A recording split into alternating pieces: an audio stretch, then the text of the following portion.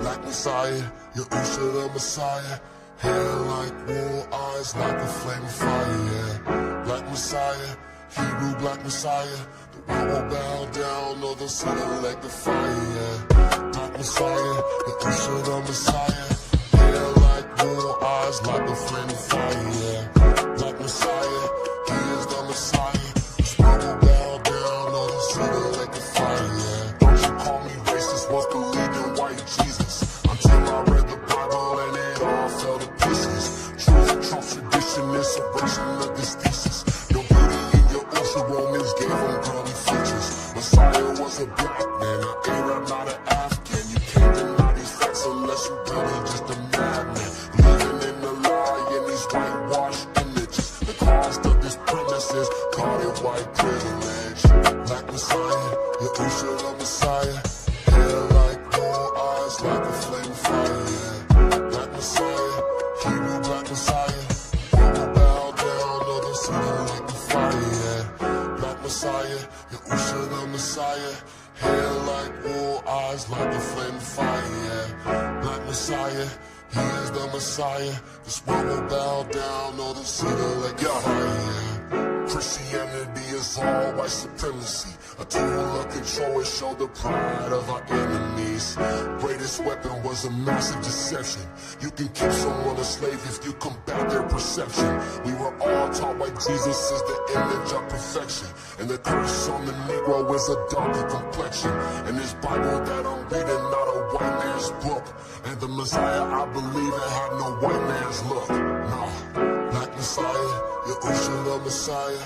Hair like wool, eyes like a flame of fire, yeah. Black Messiah, Hebrew Black Messiah. The world will bow down, or they'll see the lake of fire, yeah. Black Messiah, 𝤔𝑋𝑅 the Messiah. Hair like wool, eyes like a flame of fire, yeah. Black Messiah, he is the Messiah. This world will bow down, or they'll see the lake of fire, yeah. He coming back, 𝤔𝑋𝑅 coming back. The nations that oppress us, some be coming to the facts. Why Jesus is a lie, and they rather serve the liar. Because a Black Messiah worse than the lake of fire.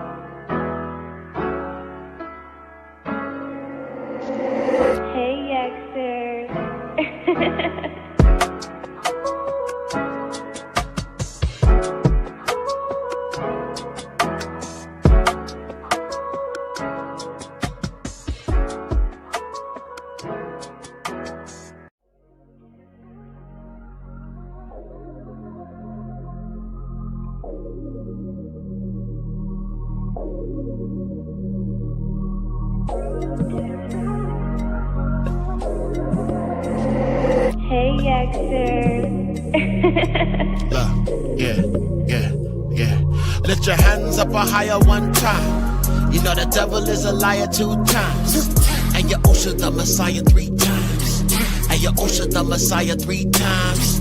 Lift your hands up higher one time. You know the devil is a liar 2 times. And 𝤔𝑋𝑅 the Messiah 3 times. And 𝤔𝑋𝑅 the Messiah 3 times. And 𝤔𝑋𝑅 HaMashiach, he was raised in the ghetto. Yeah. He came from the ghetto, Nazareth was the slums. He was straight from the ghetto. Pharisees see the serpent of the father, the devil. 𝤔𝑋𝑅 take the wheel, put the gas to the pedal. Yeah, didn't ask to be a vessel. The heathens act friendly, see the mask of these devils. And 𝤔𝑋𝑅 take the wheel, put the gas to the pedal. Lift your hands up higher one time. You know the devil is a liar 2 times. And 𝤔𝑋𝑅 the Messiah 3 times. And 𝤔𝑋𝑅 the Messiah 3 times. Lift your hands up higher one time. You know the devil is a liar 2 times. And 𝤔𝑋𝑅 the Messiah 3 times. And 𝤔𝑋𝑅 the Messiah 3 times. And 𝤔𝑋𝑅 HaMashiach, he was raised in the ghetto.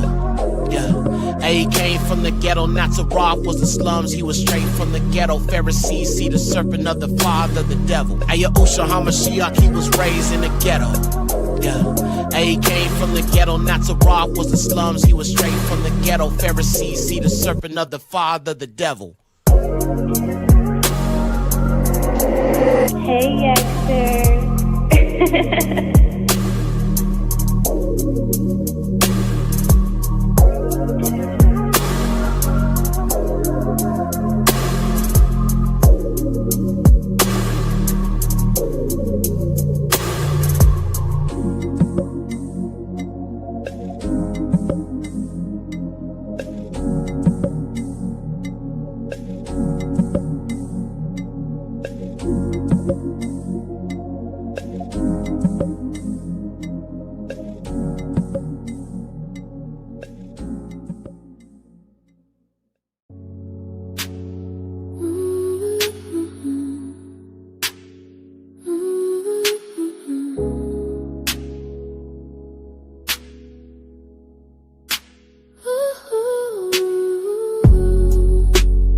We shall overcome.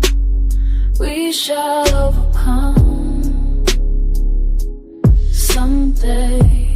Hey, hey, hey. We shall overcome. We shall overcome someday. Hey, hey. Negro black blood spilled all in the streets. Our pain cannot be contained in these lyrics and beats. Strange fruit hanging their hatred the roof. Children of Lucifer pursue my people. Our babies they shoot. Yahusha, he the lamb that was lynched. Yahusha will awaken, there shall be recompense. Yahusha, he the lamb that was lynched. Yahusha will awaken, there shall be recompense. We shall overcome. We shall overcome someday. Day, day. We shall overcome. We shall overcome someday. Oh, the heathens, they have hurt so much. Descendants of the British, French, Germans, and Dutch. Yahweh, we call out your name.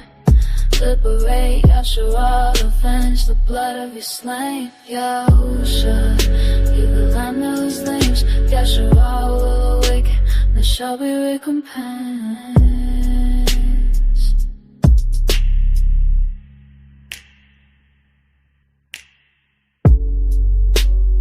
We shall overcome.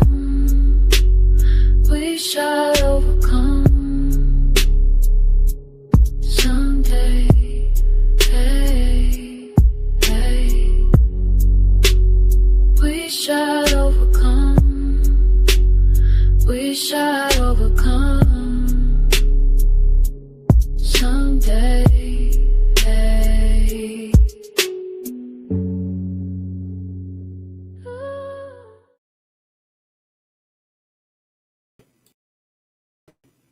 Shalom, shalom, shalom, shalom, shalom. All praises to the Most High. Shabath Shalum, Shabath Shalum, family. What's good? All praises to the highest.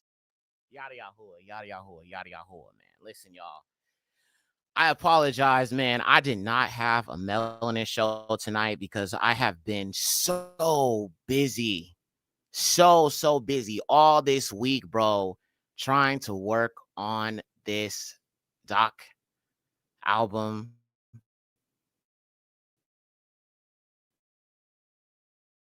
Everything I gotta do. I got a release date, but I will not be dropping the release date today. But man, I have so much written down, the chapters laid out, beats that I've been making, songs I've been doing. I just been so busy, y'all. So I just didn't have time to do the Melanin show this week because I just been so busy, you know what I'm saying, getting all this together for this huge rollout. You know what I'm saying? So all praises to the Most High, man. Let me go ahead and show y'all this real quick. Yes, we shall overcome. Now, let me show y'all this. So I've already designed the DVD cover. Yeah. See, we really doing this, right? People thought I was capping, but one thing y'all know about me, bro, is when I talk about doing something and really, really doing it and rolling something out, I'm serious, right? So this is the DVD cover, right? The film is in ultra high 4K definition, super, super, super high quality. It's like close to some of the things that they use in movie theaters. I want it to be a movie theater experience. I know a lot of y'all said that y'all watch me on y'all TV at home.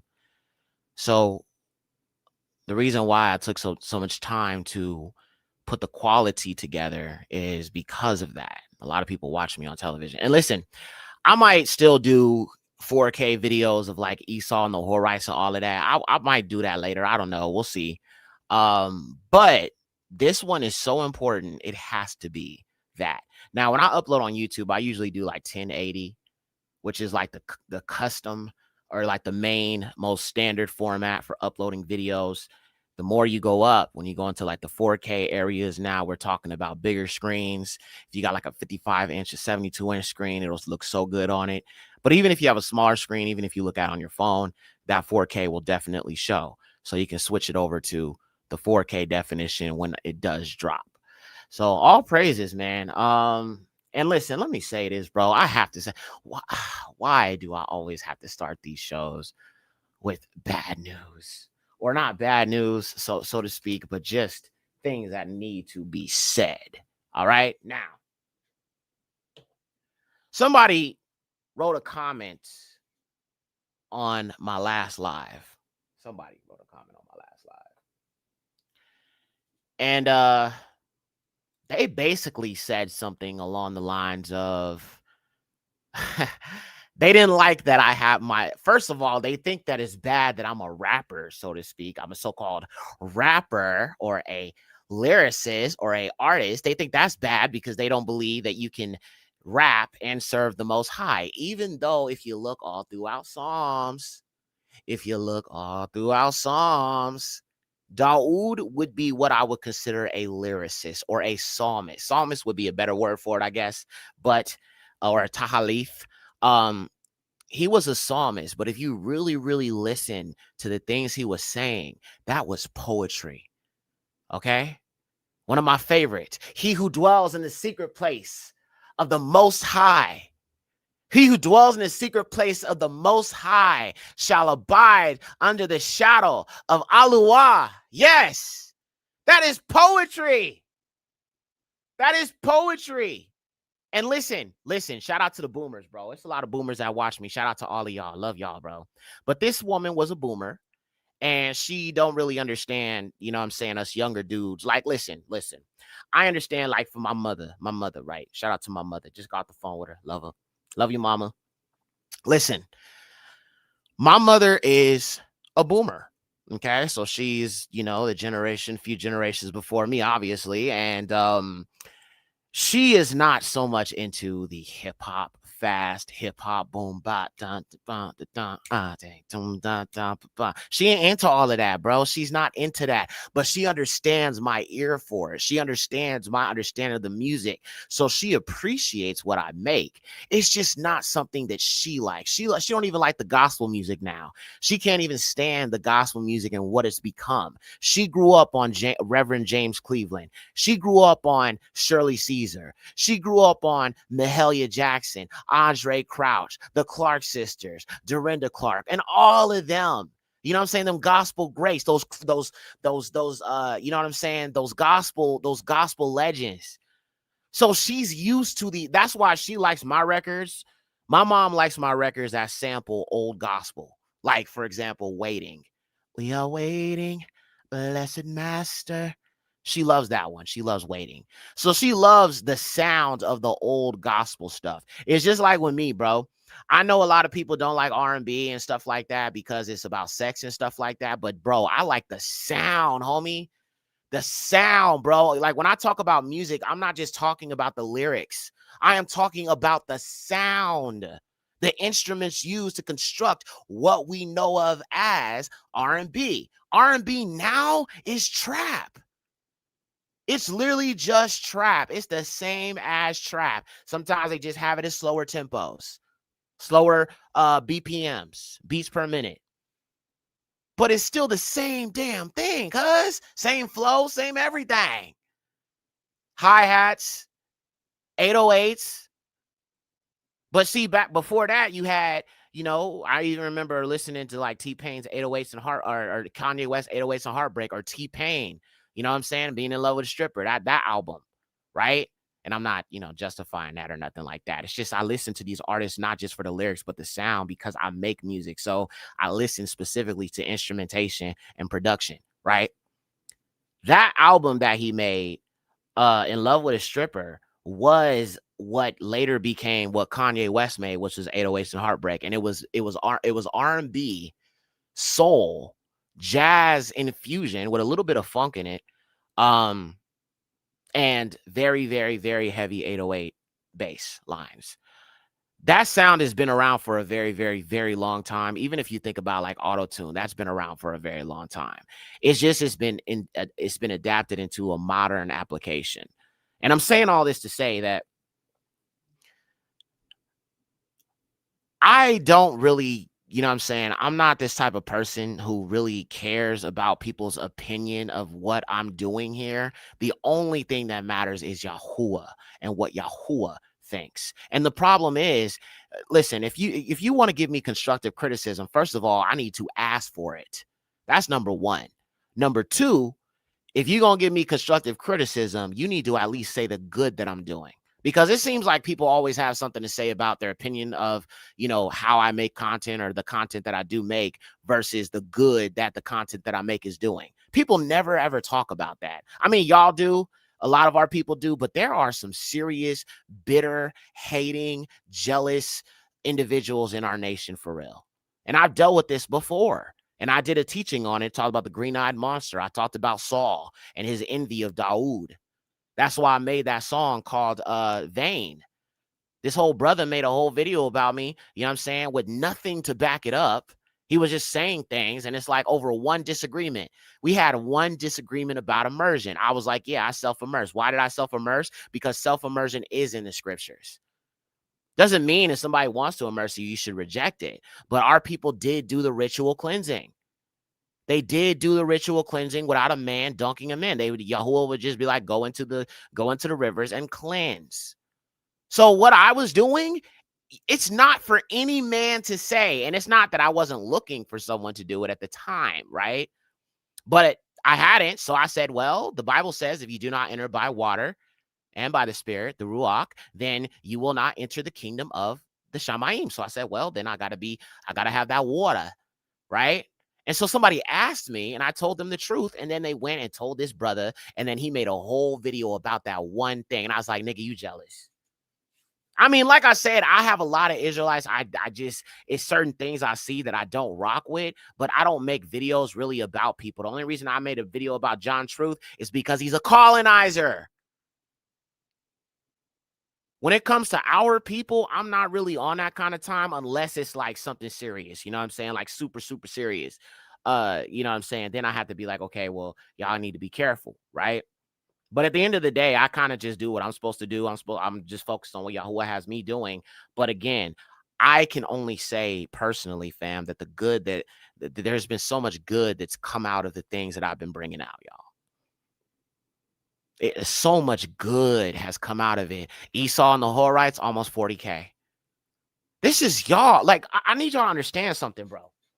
This is a collective effort of everything this channel has become. Number one, it is Yahuwah off top. Off top. It has such little to do with me as a person. And I'm trying to help y'all understand that because y'all have done more for this channel than just me. All right. So Yahuwah first, y'all, then me. Why? Because I could be a man making this content and y'all not sharing it. Y'all not liking it. Y'all not showing up. Y'all show up every single show. Homie, y'all help this channel get to where it's at. I have to give a shout out to the nation. I have to give out a shout out to my people, bro, because y'all go so hard, bro, for me. You know what I'm saying? Y'all show up every single show. Y'all share, y'all like, y'all put it out, y'all tag me, y'all do all of that, bro. If y'all wasn't doing that, bro, it don't matter how much work I'm putting in, making videos, making albums, making songs, doing all of this, bro. It don't matter if there's not a people who support what you do and help to get the truth out there to our people. So y'all are a big part of this, man. Y'all really are. And that's why I can't not factor y'all in. And that's why I have such a closeness with my subscribers, man, because it's like we are family and we all work together. Y'all share information with me. I share information with you, and we work together as a family in Yahuwah Yahusha. You may not have, you know what I'm saying, a platform like mine, but you guys are just a part of this platform as me. You know what I'm saying? And I don't really see a lot of our people, you know what I'm saying, really like interact with their chat as much as I do. And that's just something I always wanted, because I was like, if the Most High ever barack me with the audience, man, I'm going to definitely let them know they're appreciated. Always. It's just going to be family. That's why I came. I was like, I ain't really got no show, but I'm still going to show up for y'all. Y'all was probably looking like, 𤤔𤋅𤅌, where that melanin show? 𤤔𤋅𝅌, where that melanin show? 𤤔���𝅅𝅌, where that melanin show? Y'all didn't know what was going on. I'm like, man, I can't leave them hanging, bro. Let me just go live.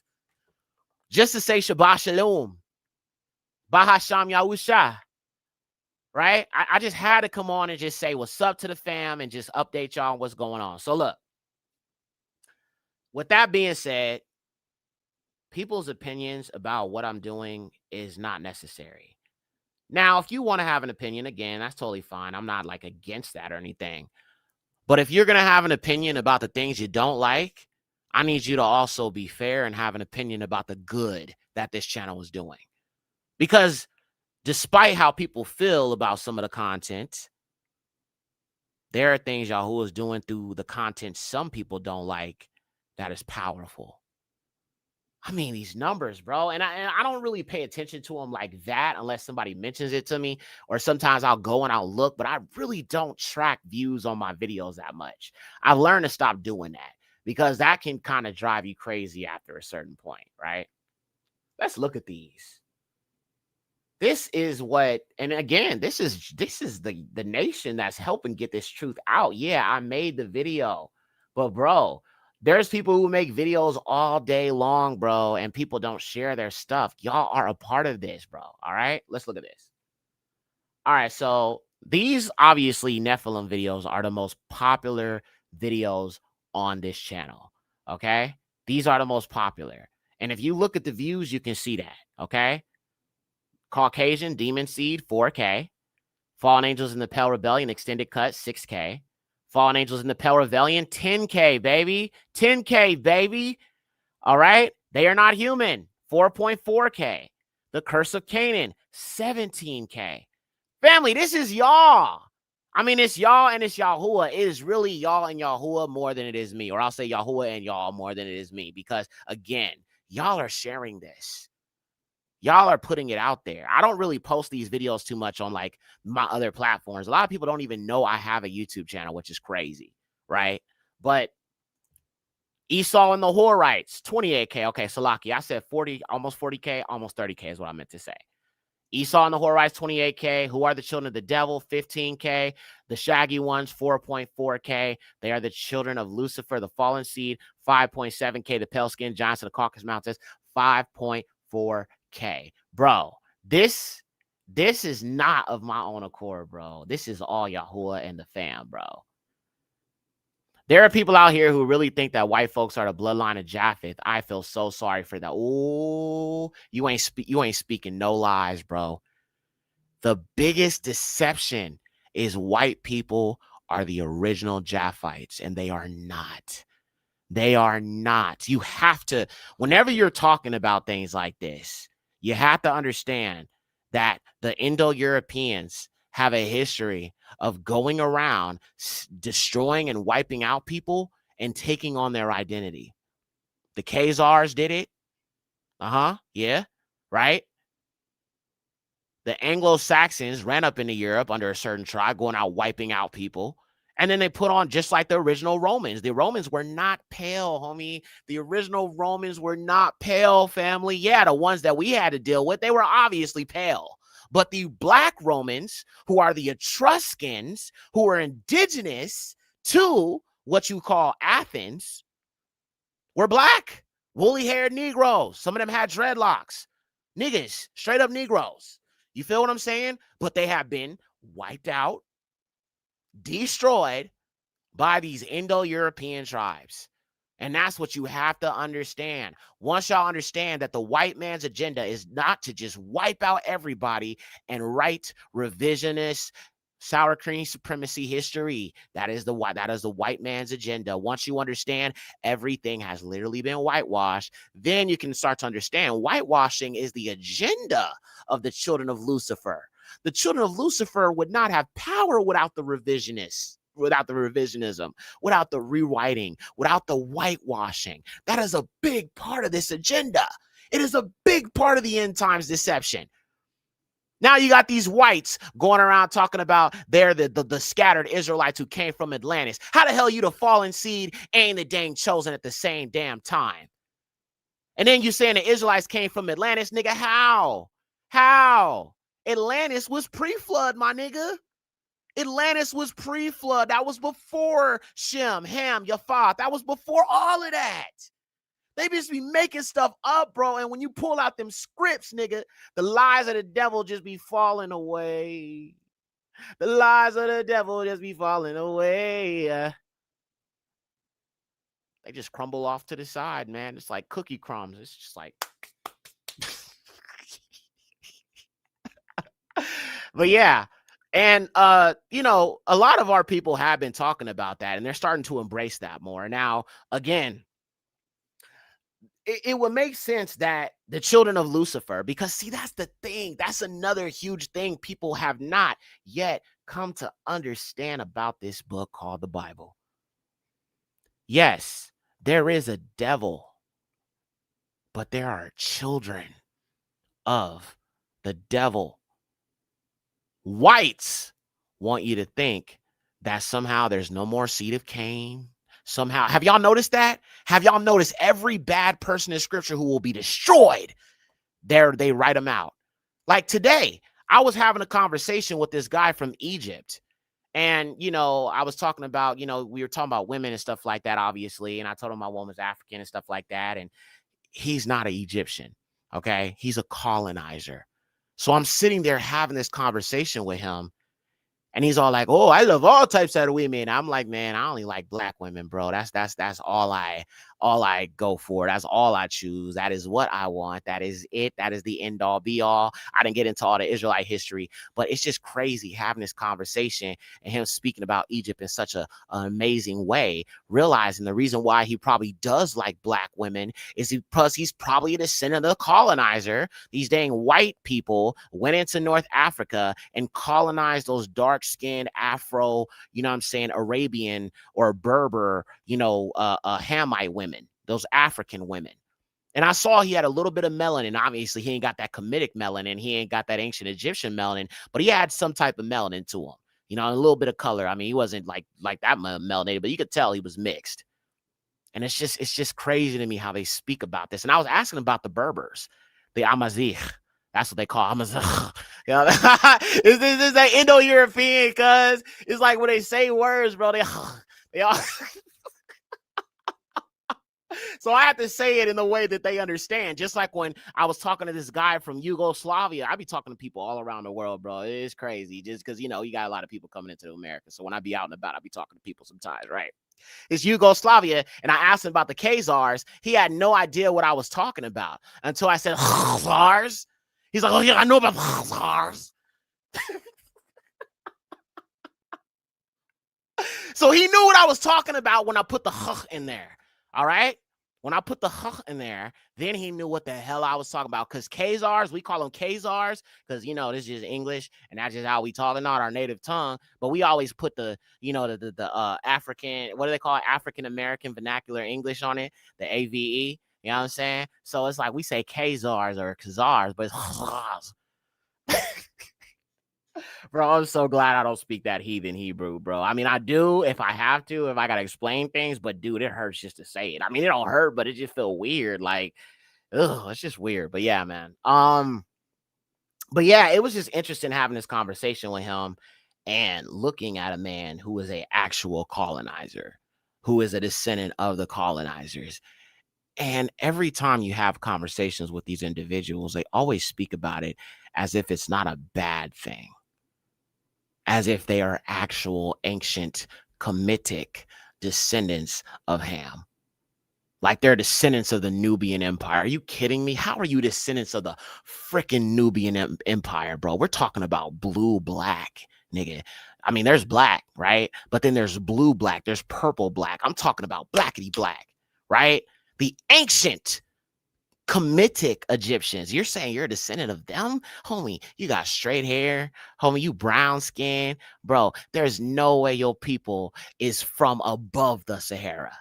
All right? Because Egypt is like right there, right? If you go just a little bit more south from Egypt, you'll start entering into that Saharan area, right? A lot of that Saharan area, sub-Saharan Africa, where the land is, yes, it was once green at one point. So it wasn't all just desert, forever, right? That's when Yahuwah, when he decided to make the land desolate, and a lot of it is desert right now currently. Yes, it is.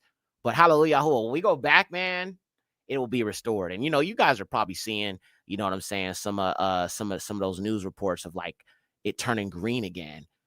So hey, the Most High is moving, man. All praises to the Most High. All praises to Yahuwah, man. So look, y'all, man. The land that was lynched. It's crazy because the original video that I uploaded on here, the low quality video, which is like only 1080, was 4 gigs. By the time I got done exporting this one, it was almost 50 gigs. The quality is much different looking. And the song that I played before I came on here is something I had been sitting on for a while, is a song about overcoming, right? We shall overcome. Now, we all know that song. We shall overcome someday. And so I decided to do something with that and make that kind of like the theme song to this, is overcoming. So I'm writing out a trailer, and I'm not going to drop the release date. I have a release date because I'm already done with the editing on the video. I'm just writing some more songs for the album, but I have a release date, but I'm not going to reveal it until the trailer drops. So you'll have to wait until the trailer drops to be able to know when this film is dropping. But the timing, the date that I have for it is very, very significant because it ties to the numbers of songs on the album, as well as the prophecies concerning who Yahusha was sent to and what he's going to do at his return on behalf of the children of Yasharal. So the number of the tracks on the album, the day of the release, as well as Yahusha, who he was sent to, and what he's going to do at his return, all ties to the date. And you might be like, date? You date setting Yahusha? No, I'm not date setting the return of the king. You'll understand once it comes out. I'll explain it. I don't like follow like numerology and stuff like that, but I had to make the numbers so significant. So, we'll just leave it at that. I don't want to say too much. Okay, let's see. I'm just reading some of y'all comments real quick. Let's see. Yahudi Warrior, what's up, Ak? All praises to the Most High. Shabath Shalum. I didn't even get my shots out. Dark Kid, Shabath Shalom. Yahudi Blue, Shabath Shalom, sis. Zakar Yahu, Shabath Shalom, Ak. Adara, Yahu, Shabath Shalom, sis. Queen Raya, Yashabal, Shabath Shalom. Let's see. I think I've seen Bianca. Where you at, sis? I know I saw you in here. Hold on, I'm scrolling. Kim Terry, Shabath Shalom, Aki, all praises. I saw you in here, sis. Dennis, what's up, Ak? All praises. All esteem to Yahuwah. Shabbat Shalom. Let's see. I saw you in here, sis. I know I saw you, sis. I'm sorry if I didn't. There you are. All praises. Good to see you, sis. Shabbat Shalom. All right, let's give a shout out to the regulars. Child of Yahuwah 89. What's up, Ak? Shabbat Shalom. Abigail, Shabbat Shalom. Justin Zadak, Yahu, Shabbat Shalom. Talisha Yah, Shabbat Shalom. There's so many people in here, y'all. I'm sorry. I'm trying to keep up. Sunshine, Shabbat Shalom, sis. Millennia Cat Lady, Shabath Shalum, sister. Did I get it? Shrish Yahoo, Shabath Shalom, sis. Batiyah Bayaya Sharal, Shabath Shalom. Why do every time I say your name, I always say it like so fast, you know what I'm saying? It just, I guess it's catchy like that, you know. Bino, what's up, Ak? Shabath Shalom. I didn't know you was from the 619 gang. I didn't know he was from San Diego, the land of roll tacos. Yeah. 619. I had some homies in San Diego, you know what I'm saying? From, you know, back in the day, I knew some homies out there in San Diego, you know what I'm saying? They was from Lincoln Park. You probably know about them, bro. It's a hood out there in North was it Northeast San Diego. Yeah, you know what I'm saying? I know some people, you know what I'm saying? I know some people. But yeah, shout out to you. King Diamond Alexander, Shabath Shalom, Aki, Renee Yahoo, Shabath Shalom, sis. Abi Yahoo, Shabath Shalom, sister. Kiki in peace, Shabath Shalom, yeah. Robin, Shabath Shalom, sis. Good to see you. Kum Yashara, Shabath Shalom. Erica, Shabath Shalom, sis. Good to see you, beloved. Tawanda, Shabath Shalom. Leah, Shabath Shalom. Okay, look. All right, that's everybody. I may not be able to get everybody, but all praises. So the Land I Was Lynched, as I said, is going to come with the DVD. It will come with the physical album, and I'm gonna find what else I want to put inside of that. I'm thinking maybe some stickers. And to everybody who gets it. Now, here's the thing. I wanted to address Batiyah Bayaya Sharal because she asked this last time. She said, family, I'm not very, you know, tech savvy. So how do I get all this stuff? Okay, so let me explain. The film will be available here on YouTube. All right. So if you don't want to get the physical, you don't have to get the physical. It's just for people who want physical stuff that, you know, really rock with me and they just want to have a physical, you know, physical stuff from me. You know what I'm saying? It'll be signed and it'll be a nice little package you can get. Like I said, I'm gonna do a DVD off top, and I'm definitely gonna do I'm gonna do a DVD, and then I'm also going to do the album. And then I'm thinking maybe a hard drive with like the digital film or the film on the hard drive plus the album. So you'll have it physical and you'll have it digital, both the film and the soundtrack.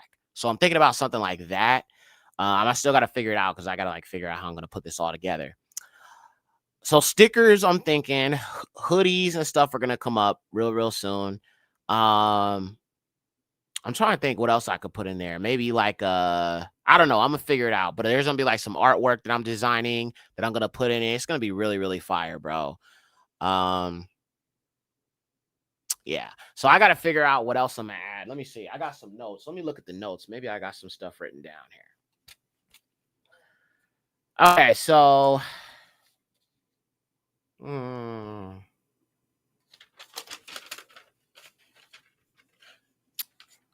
I have so many notes, y'all. Wow. So I know I said I wanted to do stickers or maybe stickers or maybe like a keychain, something with the lamb on it, just, you know, that you could have. I'm gonna figure out what kind of things I'm gonna include with the people who actually get the physicals. And then also I will be putting this movie on also Amazon. It'll be on Amazon. I'm gonna have it on Amazon, and you can rent it on Amazon or you can buy it. But again, if you don't want to actually pay, you can watch it on YouTube for free. It'll be on YouTube for people who just don't really deal with online stuff. You will still have access. Listen, I don't never make stuff like that's huge like this and not include people who just are not able to support it, financially. If you can't, that's totally fine. It'll still be available. That's what I'm saying. I have no issue when it comes to the truth, bro. I will never charge people for the truth. If I put it out, chances are that you will be able to still access it, even if you can, just like with my albums, right? You can either physically buy them, go online and buy them, or you could just listen to them for free on Spotify or whatever. So everything that I make for the most part is for free. You can access it for free. I don't believe in, like, when it comes to the waking up our people, putting a price tag on that. Now, if people want to support what I'm doing, then that's totally fine. They can do that. But when it comes to the truth, bro, the truth should be free. If people want to support me, hey, all praises. I appreciate that. But I would never put a price tag behind anything that's about Yahuwah's truth, because he don't like that kind of stuff. That's why I kind of got mad, bro. Like when I saw, I'm going to just say his name. I don't even care, bro. The Hebrews to Negroes film was a good film. But when I just started to see how, it was just go watch my movie, go read my books, which is cool, yeah. But bro, like, why should it have to cost for our people to wake up, homie? Like, why? Why do they have to go behind a paywall? Like, I remember somebody said that they didn't want to pay $50 to get access to that movie. So, but they did because they wanted to know the truth and open their eyes to who they are. But those people are still not deserving of the truth because they don't have $50 to buy it. That's goofy. I don't move like that. I do not, bro. I do not. Now, there's something else I got to say. Because people keep stealing my stuff.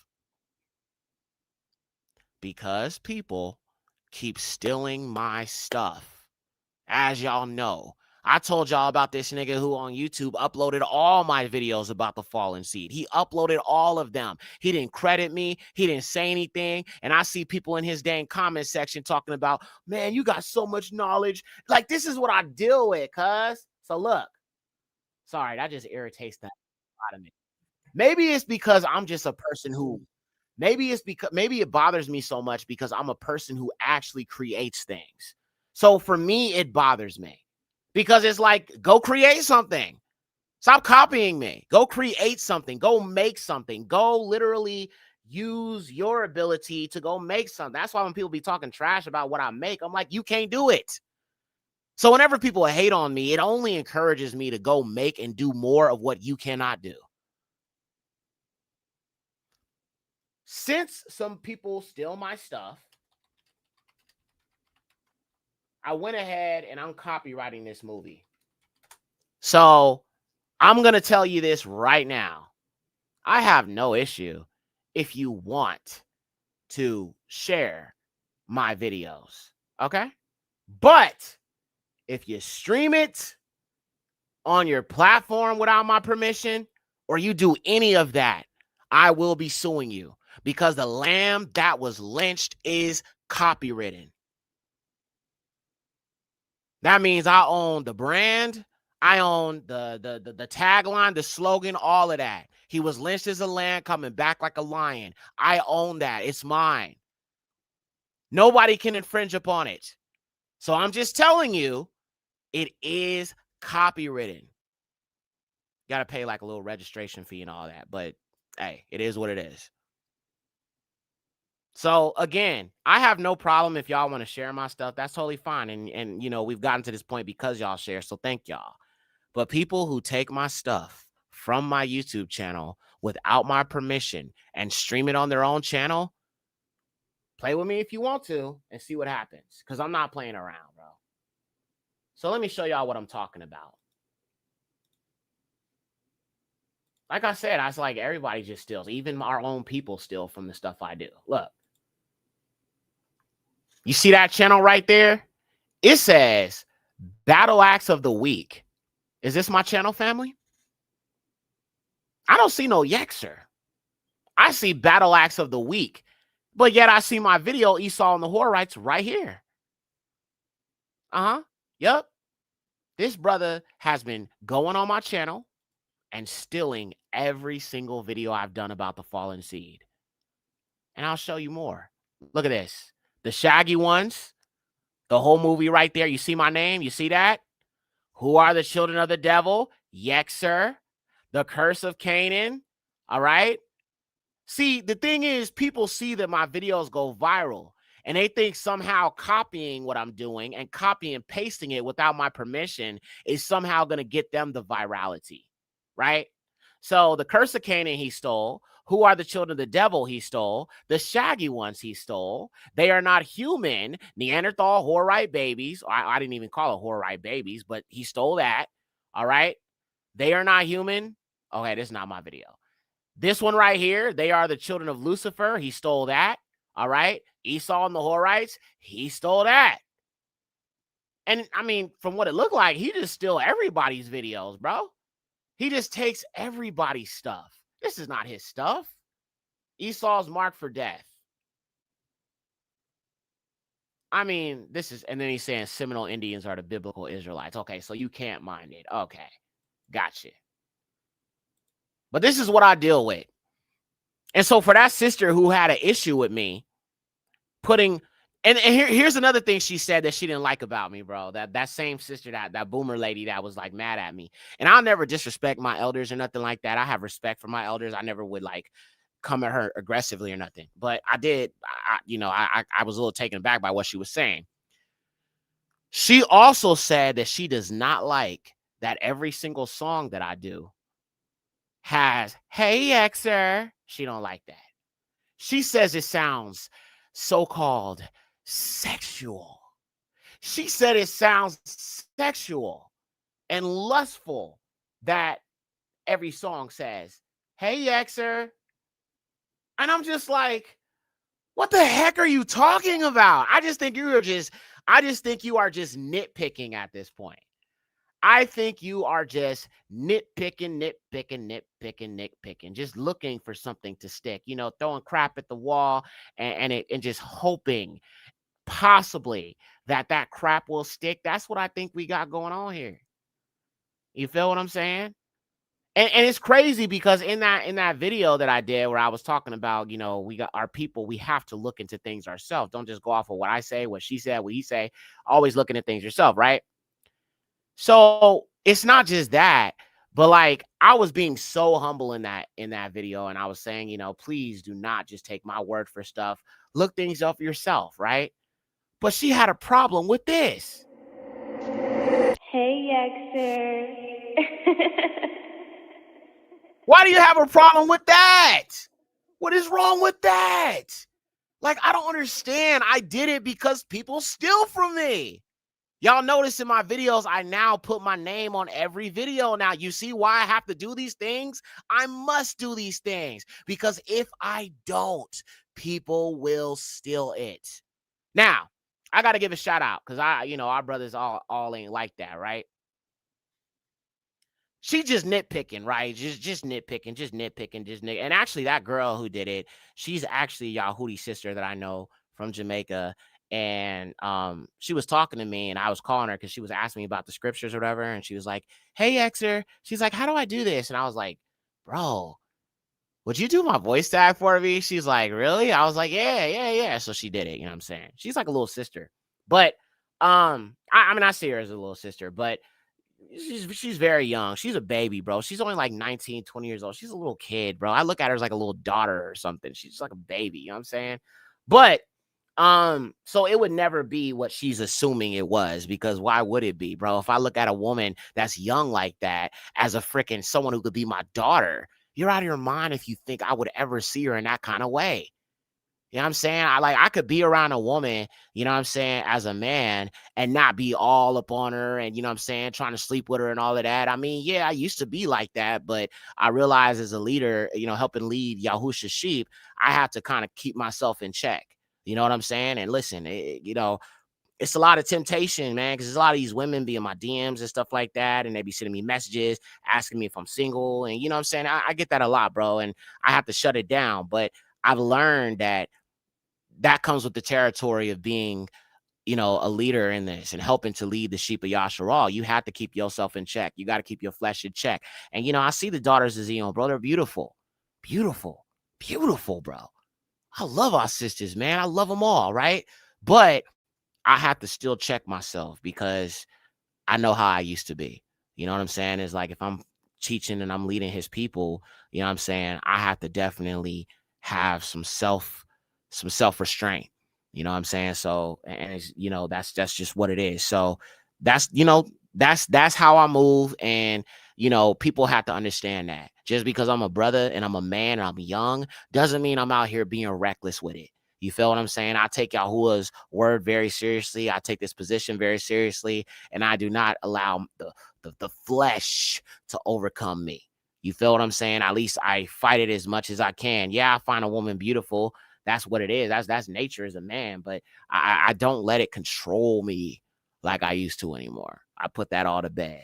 You know what I'm saying? All praises to the Most High for that. But so I just think that that sister was nitpicking, and she's probably watching right now for all we know. And if she is, hey, I think you got me all wrong, sis. But it's just the way you did it and the way you presented yourself. It just sounded like you was just being on some hater stuff. That's what it sounded like to me. I mean, you have nothing good to say about what we doing over here. And one thing I hate is like when people say things and then they close it out with all praises to the Most High, a daughter of Zion. So after you got done chewing me out, saying nothing good, just wagging your finger at me, you want to kiss me on my cheek and say, I love you, son of Zion. No, you don't. That was not love at all. That was not out of love. That was out of spite. That was out of jealousy. Just like this one sister, I said, how do you reject the patriarchal standard of the Most High Yahuwah when he says, I'm the Lua of Abraham, Isaac, and Jacob? He said, I am the Lua of Abraham, Isaac, and Jacob. That is patriarchal. That is patriarchal. That is not matriarchal. But yet you got sisters sitting up in the comments trying to argue with me, talking about, well, the woman said I got a man from the Lord. She said lied. She really said lied. She said, the woman said I got a man from the Lord. Okay, who carries the seed though? Yeah, a woman carries the seed when a man, they get down with the get down and then the seed is inside of her. Yes, but who produces it? Who has the organs to produce it? Who has a producing factory down there? Who produces and holds the seed within themselves until they release it? It is the man. It is the man. That sperm must get to that egg. It must get to that egg. But who produces it? Is it not I? Is it not I? No, I'm just playing.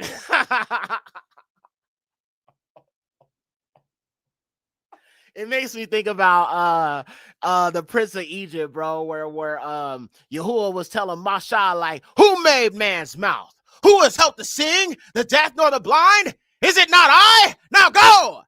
Now, I know the Most High, he had like, a super strong, powerful, embellishing, strong, deep, forceful, masculine voice. You know what I'm saying? It had to be scary as hell because like you talking to the Most High in the midst of a burning bush, bro. And now he over here telling you, don't you be questioning me. Who made man's mouth? I call that the Alua flex. Sometimes in scripture, bro, Alua will flex. The highest does flex. I call it the Alua flex. I can't do the Alua flex. You can't do the Alua flex, but the Most High does flex. He absolutely does. He absolutely does.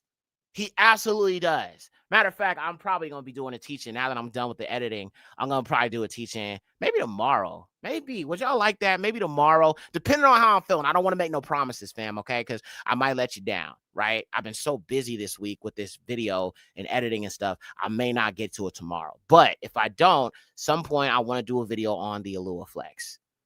The Alua Flex. Yes, Aki, exactly. The Alua Flex. And when I say the Alua Flex, look, I be seeing Negroes talking about the God Flex and all this other stuff. Bro, listen, I can't do the Alua Flex because I'm not the Most High. Only he can flex. And he has every right to flex. For the earth is Yahuwah's.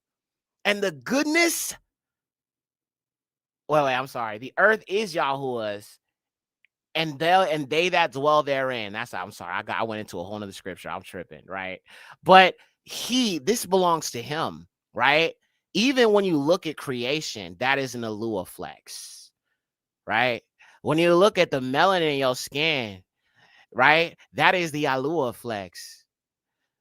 That melanin is the Alua flex. Now, it's not an Alua flex on your behalf, but it's a flex because he's the one who made you and gave you melanin as a blessing to his creation. His divine signature is that 𝐤𐿋𐤅, and that is a flex. You as a black person, you as Yasharal, you are the greatest example of the 𝐿uah flex out of all creation. You know why you are the greatest example of the 𝐿uah flex? Because he chose a people to himself. Yes, Yahuwah created man, Yahuwah created animals, Yahuwah created life, but there are a special people that he made for himself. You are the human example of the 𝐿uah flex. You, as Yasharal, as the chosen, you are his greatest flex. All praises. You are that. And I'll say this, bro. Even the Adamic people, in a sense, are an example of that 𝐿uah flex, because you have brown-skinned melanated people, you have dark-skinned melanated people, you have light-skinned melanated people, you've got peanut butter, mocha, coffee, you know what I'm saying, brown chocolate, you know what I'm saying, mocha, colored, you feel me, everything but white, right? Everything but white. So it's like all those different shades of brown are all still an example of the 𝐿uah flex. You feel me? The 𝐿uah flex. All praises. I might end up making a song about that, bro. Just like talking about the Most High, man, and just everything that he made. You know what I'm saying? I was just like, I give all esteem to the highest, man. All right, so look, back to the land that was lynched. So again, release date will be dropping soon. I'm working on a documentary trailer for it before, so I could be like the grand announcement of the film. Now, what I'm thinking is I might get the trailer made. Like, I might go to somebody to get it done professionally. I usually do everything, but sometimes every now and then I will go to somebody to get it done the right way, right? Because I can do it myself. Don't get me wrong, I can. But I've been working so hard, I'm just like, you know what? I might get somebody professional to do it. You know, and y'all know how I work, bro. I mostly do everything myself, but if I can get somebody to do it a little bit better, I'll get them to do it. For example, the lamb that was lynched, the music video. I did the visuals for that. You know what I'm saying? With the lamb and all of that and the red background and all that. But then I got this sister to do the actual lyrics. You know what I'm saying? So like this right here, I did that. You know what I'm saying? But I got her to do like the lyric visuals and stuff. So I just sent her the video and then I sent her the lyrics and then she just added the lyrics on top and did all of that. So I oftentimes do get other people to help me with something if it's just something I can't do, or if it's a melody I can't sing, or if it's just like I know what I hear in my head and I want it out a certain type of way, then I'll do it. You feel what I'm saying? 𝐤𝐿𝐋𐅅, I was going to get somebody from the continent to do it, but I was like, you know what? I'll just tweak my vocals and I'll do it myself. You know what I'm saying? But, you know, it just depends on what it is I'm doing. But I think this movie is so big. I'm definitely investing in it. Got investing in licensing, copywriting, investing in getting a professional person to be able to, you know what I'm saying, get the documentary trailer looking real nice and clean. Like I said, I could do it, but bro, I just put so much energy into this. I don't even want to try, bro. I might, we'll see. But it'll be out soon. Also, trying to get this film shopped around to independent film premieres. It is very controversial, though. One thing that I anticipate about this movie is if it does get out there, it's going to be a whole lot of white people trying to get this thing canceled. But they won't be able, you can't cancel me because, see, the thing is, I don't have 𝐤𝐿𝐋𝐅 in my pocket. I ain't signing no labels. I ain't worried about people getting offended, bro. It's like this channel is just what 𝐤𝐿𝐋𝐅 is, right? It's like I don't have nobody that I answer to. I'm not really worried about people being offended because who cares, bro? You know what I'm saying? Who actually cares right now? Like, who actually cares about everybody being offended, nigga? Why would I care? Like, why would I? I'm trying to wake up my people. This film is for my people. And in order for my people to wake up, my people have to understand who's been working against them all this time. So I want to show y'all something. So I actually have a couple things. I have a closing credit scene, which kind of showcases some of the various songs throughout the movie. And then let me show y'all something else here. Hold on a second. I'm gonna pull up my archives. Let's see. So let me show y'all something here real quickly. Oh, another thing. So for the YouTube version, I'm still trying to figure out what I'm gonna do. Now, the original documentary that will be on DVD that I'm gonna be shopping around and promoting really, really hard. I had to remove the scene from that movie or that show that y'all know about called 𝐤𝐋𐤅, where white people are being sold into slavery. I had to remove that scene because if I copyright it, you know what I'm saying? Now that I'm, if I go through the copyright process, which I will be doing, I'm gonna wait till after Shabath and I'll go ahead and move forward with it. But if I copyright this, they have, you have to make the claim that everything in the film is yours. Everything is. So that's why we have original music. That's why there are original visuals. That is why there is original narration. And there is nothing that anybody else made in this. You feel what I'm saying? So I have full access to every bit of it. So I had to take that out because if I don't take it out, I could get sued for that, especially if I'm monetizing it and stuff like that. I'm not monetized on YouTube. I'm not interested in monetizing on YouTube. The last time I did that, you know what I'm saying, they ended up coming for Esau and the whore rights. I just don't like the possibility of coming on here, sharing the truth, and then YouTube being able to tell me what I can and can't say, and then, trying to mess with my livelihood because I said something they don't like. I'm tired of that. You know what I'm saying? So I don't care about monetizing on here. That's why I say, bro, everything on here, I don't make no money on YouTube, bro. I post it for free just so you can know the truth, bro, and do what you do with it. You know what I'm saying? But the DVD version will not have that scene from that film. However, the Patreon version will have everything in it, including that. Because, I can do whatever I want. But I just can't monetize it. So I can't. So the DVD version will be edited. That part will be edited out. Everything else I'm going to keep. It's just that one little scene where it shows footage from the movie. I took all of that out. But the Patreon version, it you know what I'm saying? It should have that. It will have that. So, yeah. So, yeah, I got to definitely remove that for copyright purposes. And then what else? Is there anything else that I wanted to cover in regards to the land that was lynched? Yeah, that's pretty much it. I wanted to show y'all something though. Let me see if I can pull it up. Give me a second. Okay.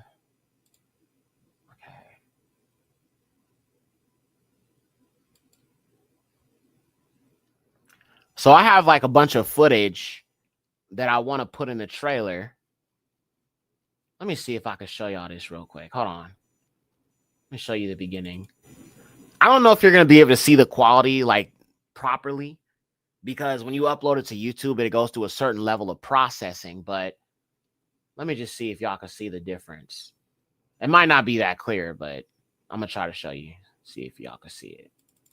All right, here we go.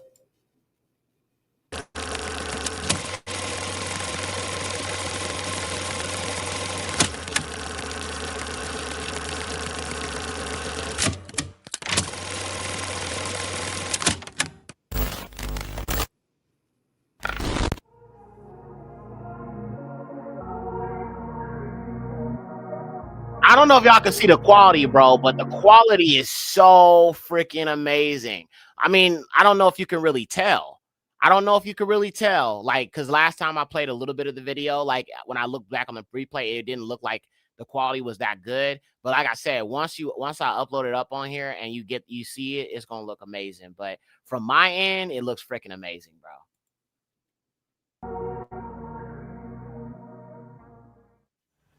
And the news reporter says Jesus is white. All right, I'm going to fast forward a little bit of this. Y'all already saw this. Y'all got to wait for, you know what I'm saying, the film to come out. All right, let's see. God himself tell him who his son really. Fast forward. Decided to keep you below and beneath. Black man, black woman, truly made in his image. Satan used the Caucasian just to make his own image. So he gave you white Jesus and presented his thesis. And it doesn't take a genius to see the lies that he teaches. Black Messiah, he is the Messiah. This world will bow down, all the city like fire. Christianity is all white supremacy, a tool of control and show the pride of our enemies. Greatest weapon was a massive deception. You can keep someone a slave if you combat their perception. We were all taught by Jesus is the image of perfection, and the curse on the Negro is a darker complexion. And this Bible that I'm reading, not a white man's book. And the Messiah I believe in had no white man's look. Nah, Black Messiah, Yahushua the Messiah. Hair like wool, eyes like a flame of fire, yeah. Black Messiah. Yeah, bro. It looks so freaking amazing, man. Like, I love it. You know what I'm saying? Play a little bit more for you. Beaten, hung from a tree, and still he rose. So when I look at the suffering of the black man in America, when I see us dying in the streets, hunted by this system, I don't just see pain, I see prophecy. Because Yahushua HaMashiach died a black man's death, and he was the lamb that was lynched. Yahushua HaMashiach, he the lamb that was lynched. He the lamb that was lynched. Yahushua HaMashiach, he the lamb that was lynched. He's hung from a tree of pressure, making more sense. Yahushua HaMashiach died a black man's death. The Romans want him dead cause he stood as a threat.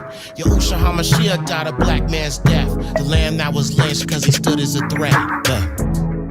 All esteem to Yahuwah. Till that day when nobody will shout white. I don't know if you guys could tell, but the quality from my end just looks so freaking good, bro. Like, I don't know what everybody else is seeing, but man. Yada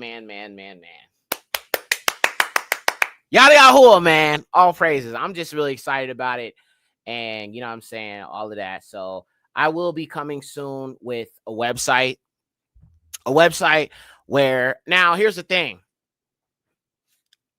I think what I'm going to do here is those who want to get the physical DVDs and all of that stuff, I'm probably going to have it out on the website before the film drops. So, okay, let's do it like this. Okay, we can make it biblical. Let's get biblical with it. Okay, cool. So, since this is about Yahushua, and I told you that the release date has everything to do with Messiah, right? Let's make it more biblical. The documentary will be available 3 days before the film drops everywhere. So think of it as 3 days he was in the tomb, and on the third day he rose. So I think that would be the perfect thing to do. So what I'm going to do here is I've already started designing everything and putting everything together. So what I'm going to do is I am going to get everything printed, distributed, and made, and I'll have them here at the house. Actually, not here, the undisclosed location. I'm going to have them over there. Just because, you know what I'm saying, I don't like people knowing what I'm doing and all that. You feel me? I'm very secretive about my life. But yeah, so undisclosed location. And I will have a way that you can fill out a form and, let me know, place your order or whatever, and then I will ship it to you. And yeah, we'll do it like that. And that way I'll do rush shipping. So that means if you order, those 3 days before, I'll make sure that it does next day. Even if whatever I got to pay, I don't even care, bro. I'll make sure you get it the next day. So if you want to get it that 3 days before, you'll get it the 3 days before, because I will do next day. You know what I'm saying? So we'll do something like that, or, whatever I can figure out to make sure you get it before it actually comes out. So I'll definitely do something special for the people who want to get it early or want to see it early, but like I said, YouTube, it will not drop until the release date. The the album will not be out until the release date, and all of that. So just keep that in mind. And again, I will not tell you what the release date is because you're gonna have to wait until the trailer for that. All right. So that's it, man. Is there anything else? Nope. Y'all have a good Shabbat, and I hope you guys continue to remember that we are standing in truth. I know it is pagan holiday Wednesday, Halloween, and all of that other stuff. I know our people is not participating. All praises to the Most High for that.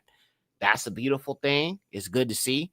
Matter of fact, some of our people on TikTok was saying, "Oh, we ain't doing no Halloween. We ain't doing no Thanksgiving. We ain't doing no Christmas."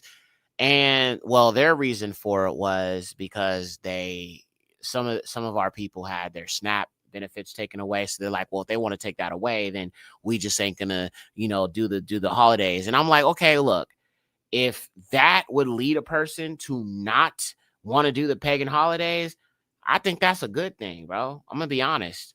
One of the sisters on TikTok said that she believes Yahuwah is causing us to learn to lean on him a lot more and not the government and not, the institutions.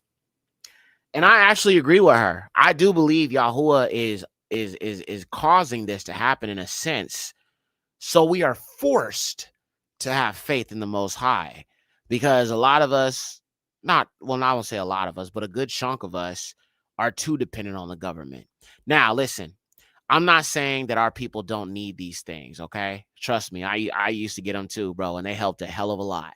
And I know it's rough out here, but I want y'all to understand, no matter what type of situation you're going through, Yahuwah is our refuge. And whatever you need, he will provide. Okay? I need you to understand that.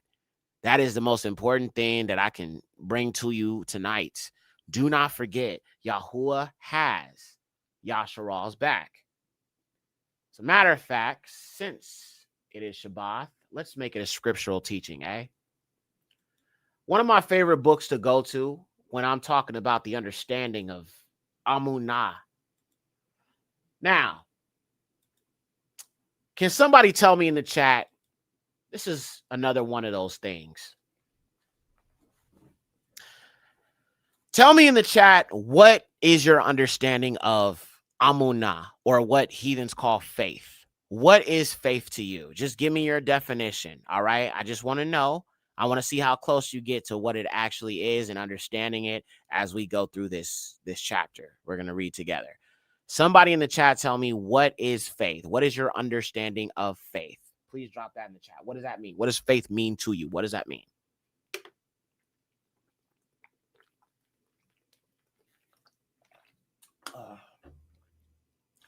No wrong answers, fam. This is a learning experience. Somebody said, take action. Dominic Negro says, I think they're using this to force people to get the digital ID. You know what, Aki? I actually did not look at it that way. That is very, very true. I think also this is leading up to, we take away your benefits, we take away your ability to survive. So now you have one option: digital ID. That is a very likely scenario. Trusting and believing, trusting in the Most High, believing even when you can't see nothing. Yes, Aki. Trusting in Yahuwah no matter what. Yes. Faith, the carriage of life and my walk. Yes, hallelujah. Trusting and believing. Hey, sister, Shabath Shalum. Believing in what you can't see. Yes. Imunah, Amunah is actually what it is. But Amunah to me is believing that something will come to pass. Trusting, believing, leaning on Yahuwah, taking action. Okay, all of y'all are right. All of y'all are right for the most part. But I love the way Scripture lays it out for us. So let's go over here to Hebrews. We're in the book of Hebrews. I always feel like Hebrews is a wisdom book in a sense. There's so much in here that just like really, really puts some things into perspective. So I'm going to go to the NKJV. I don't like the KJV. I'd rather do the NKJV than the KJV. All right, let's do the NKJV. Okay, so we're going to read Hebrews 11. Now, I suggest for your Shabbat studies tomorrow, please take some time to read Hebrews, to understand what Amunah is. But most of what you guys said is spot on. Amunah, or belief or faith, is the hope in things not seen but divinely promised. Okay? So we're going to read the chapter 11 of Abarim, Hebrews, so we can understand more about the importance of this. And this is what you need to get in your system in these end times, all right, is understanding this Amunah, this faith, okay? So in verse 1, it says, can y'all see this? Is this good for y'all? Actually, nah, that's too small, bro. I don't like that. Homie, I don't like that. I don't like that. Hold on, y'all. There we go. That's a little bit too big, bro. Hold on, cuz. Okay, there we go. Wonderful. All right. So it says, actually, let me scroll up.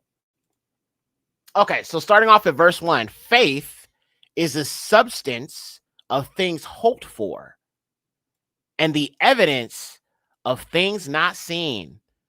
So faith is the expectation of things not seen, but hoped for in things that are divinely promised, but not actually seen. And as we read through this chapter, it's going to help you explain these. It's going to explain to you these different instances with our people where they had to have this Amunah to serve Yahuwah. Okay. So, for by it, the elders obtained a good testimony. By faith, we understand that the worlds were framed by the Bar Alua, the word of Yahuwah, Alua, so that the things which are seen were not made of which things which were visible. This is the whole stepping stone. This is the most important thing in this walk. One of the most important things. I mean, how can you accept the blood of the Lamb if you don't believe? How can you walk in Torah if you don't believe he gave it to you for your benefits? How can you experience deliverance if you don't believe that he slides and fights for his children? How can you stand against the system as the three Hebrew board, the three Yahudi boys, Misha'al, Azariyahu, and Zakariyahu? All three of those Hebrew boys stood on their Amunah and chose not to eat of the defiled meats that were being offered to idols and not to bow down to King Nebuchadnezzar. All right. As a matter of fact, give me a 1 if y'all have actually read the book, The Prayer of Azariyahu or Azariah. We're going to actually read that today because that is powerful. Let me write that down. We're going to get to that. I'll just type it up right here in my notes. The Prayer of Azariah. We're going to go to that after we read this chapter. Prayer of Azariyahu. They took it out, but it's in the Septuagint though. We gotta look at that. Okay, 1, 1, 2. Okay, so some people have read it. Queen Raya's read it. A daughter Yahoo has read it. Okay, so a good chunk of y'all have. Dark Kid has not. Okay, no problem. We're gonna read it today. So those of y'all who don't, your Shabbat homework is to read that. I think it's only like 1, 2 chapters.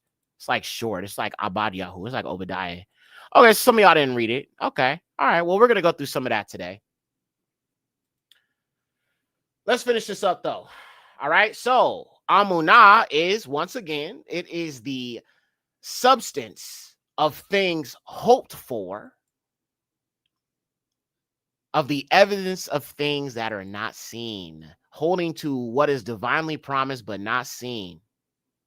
All right. Very, very simple. So that the things which are seen were not made of things which are visible. Faith at the dawn of history, and our precepts for that are Genesis 4, 1 through 16, Genesis 5, 18 through 24, Genesis 6, 5, and 8, 22. And these are all the examples. All right, let's read it.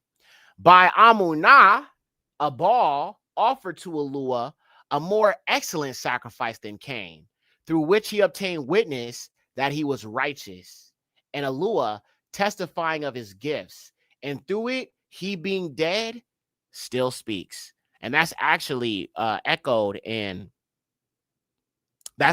Sheol, where in the book of Enoch is taken to Sheol, and he sees a ball, his spirit, his ruach, crying out that Yahuwah will avenge his blood and wipe out the seed of Cain.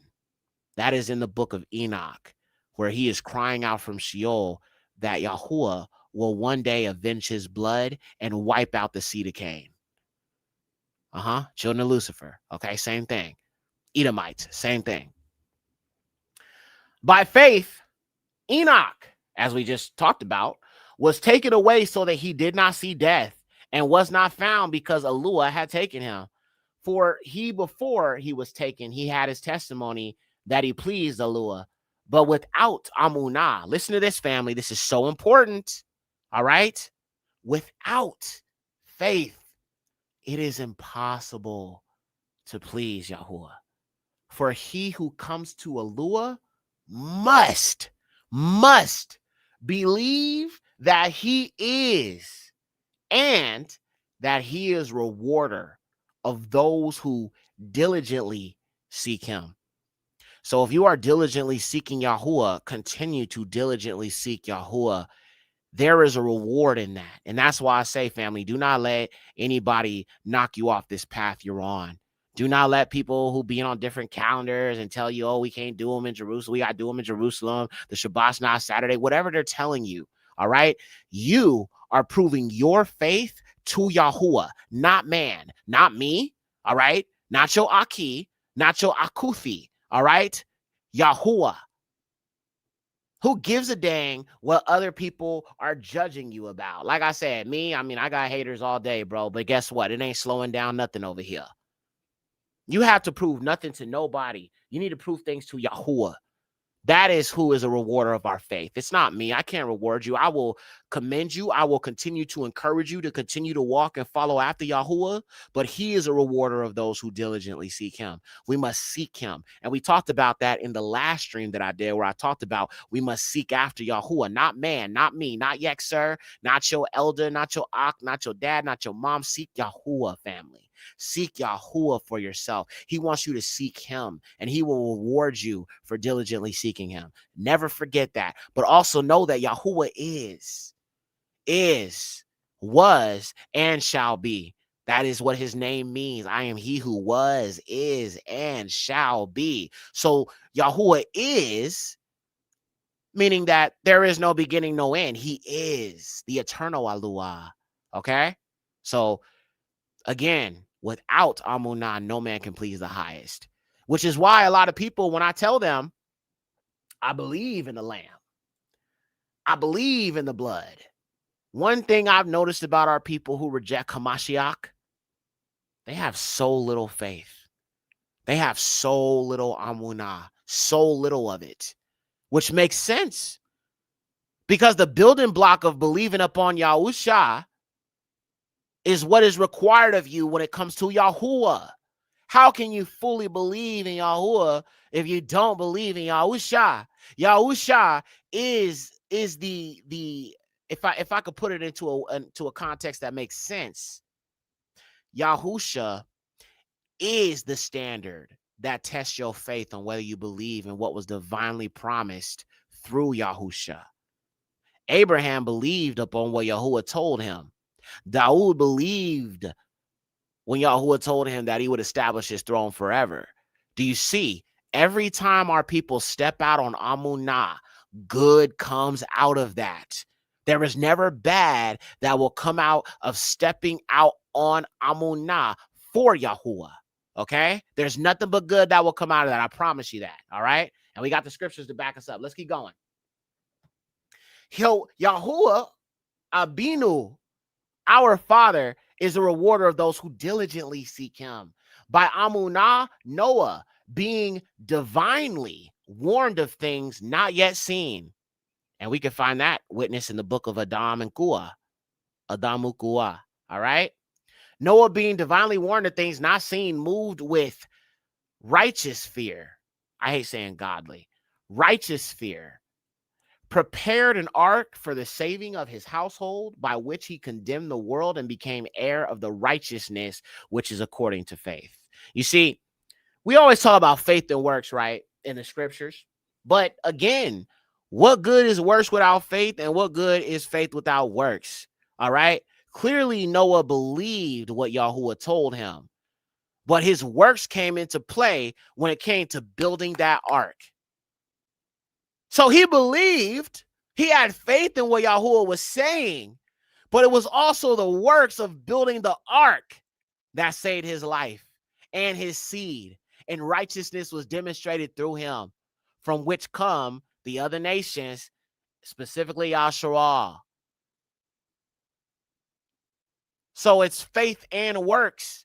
And the greatest testament of that is Noah, the one who was saved. Why? Through faith and works. Belief in what Yahuwah said, but the works to go about building that ark. See, sometimes Yahuwah, he'll tell you what you need to do, but he's expecting you to take that first step. He's expecting you to take that first step. Sometimes we expect Yahuwah to just do things for us because he has the power to do things for us. But sometimes the reason he ain't moved yet in your life in the way you're expecting him to is because you still have not yet taken that step that he needs you to take so that he can work. Sometimes it really just starts with us, right? Maybe at the time that I wasn't really embracing being in this position and doing what I'm doing now, it just wasn't that time, but Yahuwah had prepared my heart. And sometimes Yahuwah confirms things through several different people. They'll all say the same thing to you, and you specifically. And it was being confirmed through so many people. And I was just like, man, I can't run from this. This is really what he wants me to do. And then as soon as I started doing it, I started to see the fruits of that. So all praises to the Most High, man, for the confirmation. All right, let's keep going. And like I said, this is just a good book for you. Hebrews 11, the whole chapter talks about Amunah and why it's so important. Let's keep going. Let's talk about our forefather, Abraham, the patriarch. By faith, Abraham obeyed when he was called to go out to the place which he would receive as an inheritance, and he went out not knowing where he was going. Oh, he didn't know. He did not know, but he did it. He gathered his household, and he did it. By faith, he dwelt in the land of promise as in a foreign country, dwelling in tents with 𝐤𝐔𐤅𐤌, the heirs of him of the same promise. For he waited for the city which has foundations, whose builder and maker is Yahuwah. By faith, Sarah herself also received strength to conceive seed, and she bore a child when she was past the age, because she judged him faithful who had promised. Hallelujah, our foremother. Let's read that again. I love what he says about Sarah. By faith, Sarah herself also received strength to conceive seed, and she bore a child when she was past the age. Hallelujah, because she judged him faithful who had promised. Therefore, from one man, and him as good as dead, were born as many as the stars of the sky in multitude, innumerable as the sand which is by the seashore. Wow. Look at what Abraham's faith did for us. It made us a numerous people, family, that even through our oppression, those numbers just don't go down. And even the other nations were like, even the Egyptians, the children of Ham were like, these people are not like us. These Negroes, they are not like us. We have to enslave them. They are growing too much in number. They will overtake us. So I need y'all to understand something here.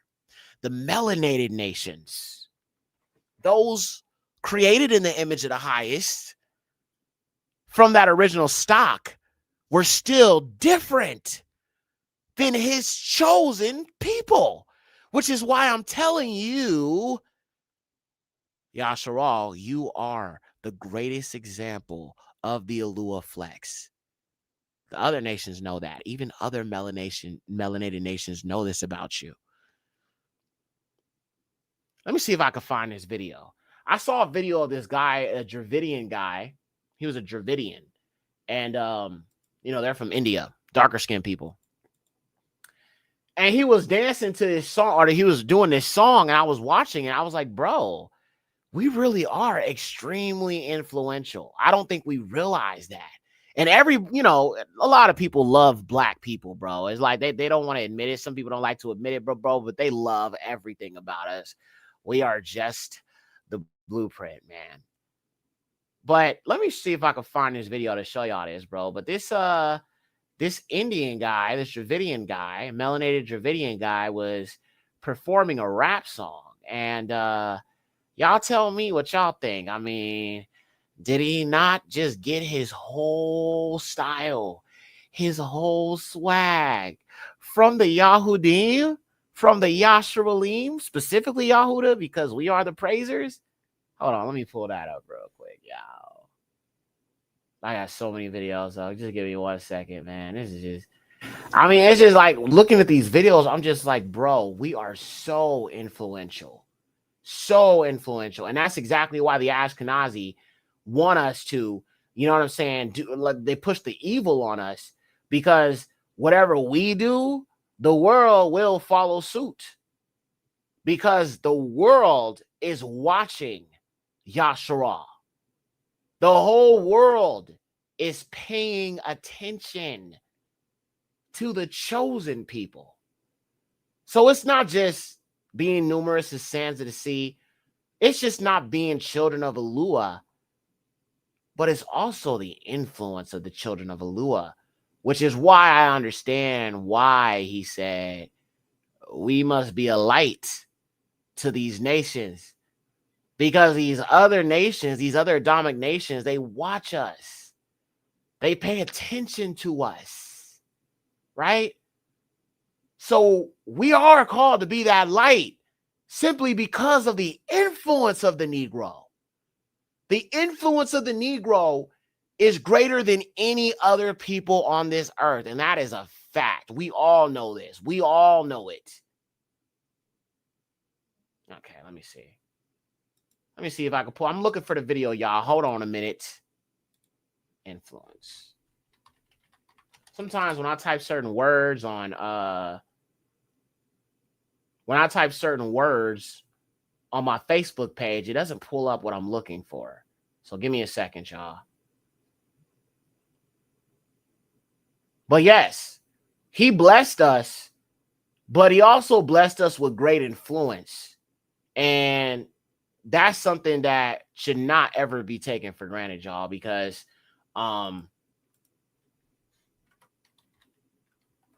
it can be used for good or for evil. And the children of Lucifer, their whole agenda is to make the world see you as evil. So the sour cream supremacist mainstream hip hop music is a perfect example of how Amalek is using our powerful 𝐤𝐿 given influence for evil.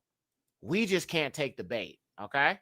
So, all right, I found the video. So let me show y'all this. Let me put my earphones on because I don't want no echoes. Cause just say it. All right, y'all. So hold on. So again, what I'm going to show you here is a Dravidian man. A Dravidian man that, like I said, you tell me what you think. They influenced by us or not? All right, hold on. Okay. All praises. All right, let me put my earphones on so I can play this for you. There's a little bit of music, but I don't even care about copyright. I just want y'all to see how influential the chosen are, man. We really are blessed. We really, really are. We just don't realize a lot of our people, y'all know, but our people just don't realize it. All right, y'all. Let's check this out. And let me make sure this is on earphones. Okay. All right, here we go. Y'all ready? Actually, let me rewind this. So this is a Dravidian. All right. You see that melanin in the skin? Yeah, this is a Dravidian. All right. Adamic. Yeah, I see myself in the mirror. Bro, is this not what we do?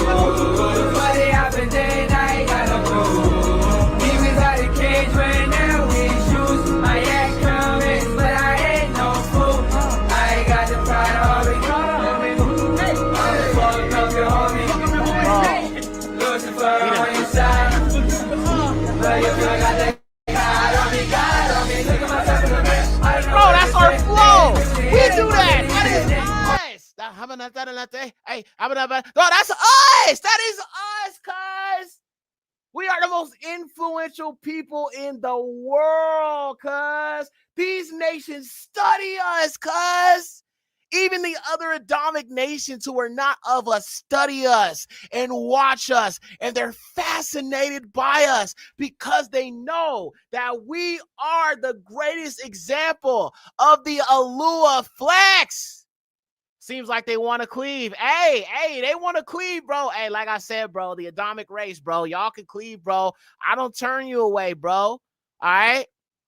If you love our music that much, you should want to cleave to us, bro. And listen, again, if you are Adamic, bro, you have melanin in your skin, you are of that original stock, bro, you can serve Yahuwah. This channel does not turn you away. I just do not extend a hand to the children of Lucifer, the so-called whites. Them people, bro, I don't want to do with them.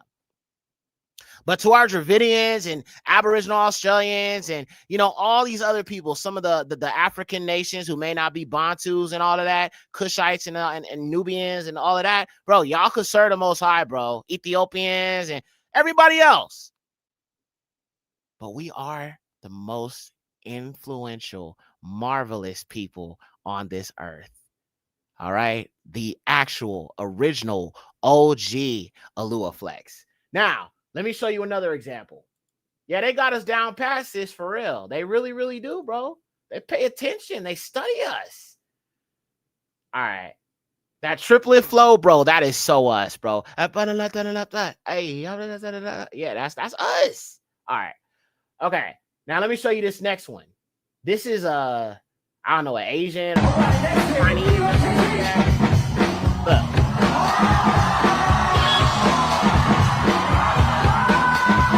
Not us. It's not what we do. This is us. I mean, they're not. I mean, look at the baggy pants. Come on, cuz that's early 90s stuff right there. Over big old skirt. Come on.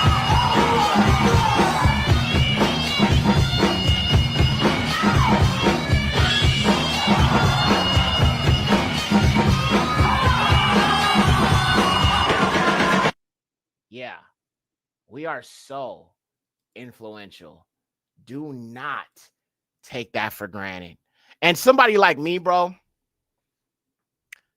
I understand the power of my influence, right? That's why I don't be taking nothing for granted. I really don't, y'all. I understand the power of influence and how it can be used for evil. And I do understand that, right? That's why I have to always kind of like keep myself at a certain place of like humility, because I understand that people connect with things I say, and I don't want people to be, you know what I'm saying? I don't want to be leading people astray with certain things that, I might say or do. And that's why I have to always preface things, and I have to bring out so many receipts, and I have to prove this and show that. And it's not because I care about validation. It's just because being in a position of influence, you don't want to mislead people, because now their blood is on your hands. So I have to bring out precept upon precept. Why do I believe this? Why do I believe that? Why do I believe this is the truth? Why do I build these things out? Why do I make these episodes? Why do I show you this? I have to keep showing you and talking about it so you understand that there's always proof behind what I believe and what I stand on. If I don't have evidence for it, then I can't speak on it. That's something I can't do. If I don't have the evidence, I cannot speak on it at all, because I don't have nothing to back it up. Just like somebody said, well, if the angels, came down, does that mean they lost melanin? I haven't found anything on that yet, but it's very likely though. Very, very likely. I mean, the angels would have been originally melanated for sure. I mean, if you read the scriptures, they're often described as brass colored, much like Yahusha. And if angels are made by the Creator and they're going around masquerading as regular men, oh yeah, there's color in them too. Gotta be. Even if you think about the angels that are described by 𝐤𝑔�𝑋𐅅 Ezekiel in chapter 1, it mentions the different classes of angels. It mentions the Ophanim. It mentions the Seraphim. And it mentions some of the other different types of angels. And even the ones that are not described as the cherubim or the cherubim, there's got to be some color to those creatures, right? If we're thinking about the magnificence of the eternal 𝐤𝑔�𝑋����, I would imagine that these angels, the biblically accurate angels, would definitely have a lot of color to them. And it's like I've always envisioned like the throne of Yahuwah. It's like I want y'all to just think about Ezekiel for a second. He was doing everything in his power to try to describe what he saw in Ezekiel, like what he saw in that vision of Yahuwah's throne. And it's like, it doesn't even do it justice. You know what I'm saying? It doesn't even do it justice. But when you receive those new bodies, this is what's beautiful. This is the promise of the 𝐤𝑔𿑋����, right? 𝐤𝑔𿑋����, once Yahusha comes back, 𝐤𝑔𿑋���� says that we shall be changed. Yahusha says we shall be changed. Yahuwah says we shall be changed. In Isaiah, Yahuwah says, behold, my reward is with me. Yahusha says the same thing in Revelation. Behold, his reward is with him, right? Yahuwah is Yahusha. But anyway, it says that we shall be changed in the blinking of an eye, all right? Or the twinkling of an eye. Salaki, not a blinking. A twinkle is not even a full blink, all right? So a twinkle is like that. So we shall be changed. Why shall we be changed? We shall be restored from this fallen state in which we are as the Adamic people. We shall be changed and restored back to the way that we were, so that we as Adam and Kua originally dwelled with Yahuwah in the garden, so shall we be. Yahuwah will restore us back to our perfected state as it was originally intended for the Adamic race to dwell in paradise with 𝐤𝑔𿑋����. Just as Adam heard 𝐤𝑔𿑋���� walking through the garden, calling out his name, he heard him walking in the garden. Yeah, we will dwell with 𝐤𝑔𿑋����. But don't you think that him walking in the garden was foreshadowing something about Yahusha? But y'all say, never mind. So we will be restored back to our eternal glory the way he intended it. Of course, this is why I think sometimes people take things out of context when it says little gods, little gods, or little Elohim. I don't think that that's in a way, when you look at it in scripture, like you shall be as gods, I don't think it's referring to us being as great as 𝐤𝑔𿑋����. That will never happen. He doesn't share his esteem with anybody.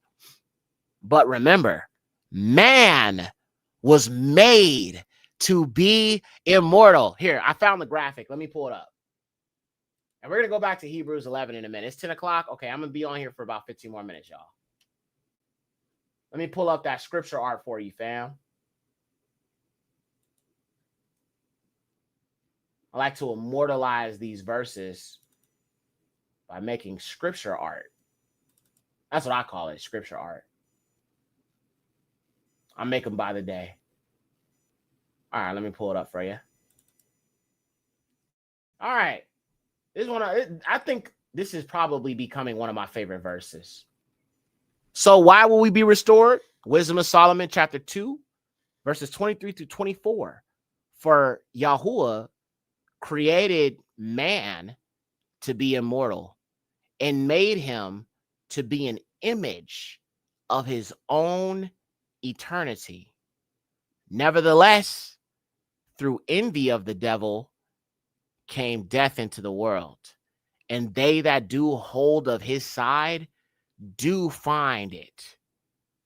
Let me give that to you again. Wisdom of Solomon 2, 23, 24. For Yahuwah created man to be immortal and made him to be an image of his own eternity. Nevertheless, through envy of the devil came death into the world, and they that do hold of his side find it. Those that hold to the side of the devil shall find death. And this is talking about man.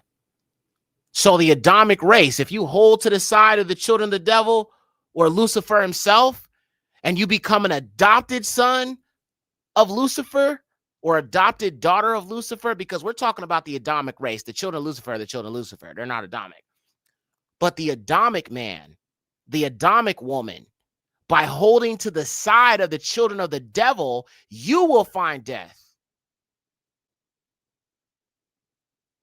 The Adamic race was created to serve Yahuwah. And that's what we have to understand. Yasharal, of course, but also all of the other nations who come from Adam must also understand that this immortality is promised to you too. If you serve Yahuwah, believe upon Yahusha, and cleave to his children. Man, all descendants of Adam were made to be immortal from the beginning, but through Adam's transgression, through 𝐤𝐋𐅅's transgression, we have fallen into this mortal fallen state. And again, I want to be clear, family. I am not saying that we are equal to Yahuwah, because he created us. Therefore, as I always say, the created does not transcend the creator. So we are not equal to Yahuwah. However, there is a certain essence of so-called godhood, in a sense. Immortality would be something that would only be applicable to Yahuwah, but that is something he is granting those who come back to him. So when you think of godhood, it's not so much in the sense of all-knowing, all-powerful creator of everything, but immortality. That is a characteristic that would be limited only to what one would call a god, so to speak, lack of a better word, or an Yahuwah. Yahuwah is the true eternal living Yahuwah. We become eternal through that sacrifice, through Yahushua HaMashiach. Without Yahusha, there is no access to that divine promise of immortality to the man that he made in his image. The only way to Yahuwah is through Yahusha. The only way to that eternal life or that immortality that we talk about. See, it's like even the words that they use is like eternal life. Eternal life is immortality. Let's just call it what it is, right? That's the Christianity, how they water it all down, right? Try to make it seem less than what it actually is, right? Eternal life or immortality is promised to the Adamic seed that believe upon Yahusha and his blood. Now, going back to belief. Now that we understand that one of these blessings through Amunah is not just restoration to our people and kingship to our people, righteous leadership, righteous ruling of the nations by our people, but also forever immortality. Okay? Now that we have a precept, let's get back to understanding Amunah and working towards this blessing of restoration and immortality. All right, here we go. Therefore, from one man, verse 12 again, therefore from one man, yes? Therefore from one man and therefrom from one man and him as good as dead were born as many as the stars of the sky, a multitude innumerable as the sands which is by the seashore, heavenly hope. These all, so we're talking about Sarah, Isaac, Jacob, Abraham, so on and so forth, Enoch. These all died in faith, ba'amunah, not having received the promises, but having seen them from far off, were assured of them, embraced them, and confessed that they were strangers and pilgrims on the earth. Yes, for those who say such things, For those who say such things, declare plainly that they seek a homeland. And truly, if they had called to mind that country from which they had come out, they would not have had the opportunity to return. But now they desire a better, that is a heavenly country. Therefore, Alua is not ashamed to be called their Alua, for he has prepared a city for them. Now, let's talk about the faith of the patriarchs real quick. By faith, Abraham, when he was tested, offered up Isaac. And he who had received the promises offered up his only begotten son. And as I said, that was a foreshadowing of Yahusha, of whom it was said, in Isaac, your seed shall be called. And that's Genesis 21:12, family. Concluding that Alua was able to raise him up even from the dead, from which he also received him in a figurative sense. By faith, Isaac blessed Jacob and Esau concerning things to come. By faith, Jacob, when he was dying, blessed each of the sons of Joseph, Manasseh and Ephraim, and worshipped leaning on the top of his staff.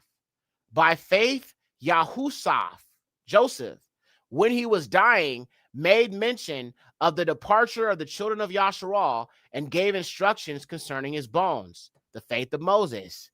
By faith, Masha, when he was born, was hidden 3 months by his parents because they saw he was a beautiful child.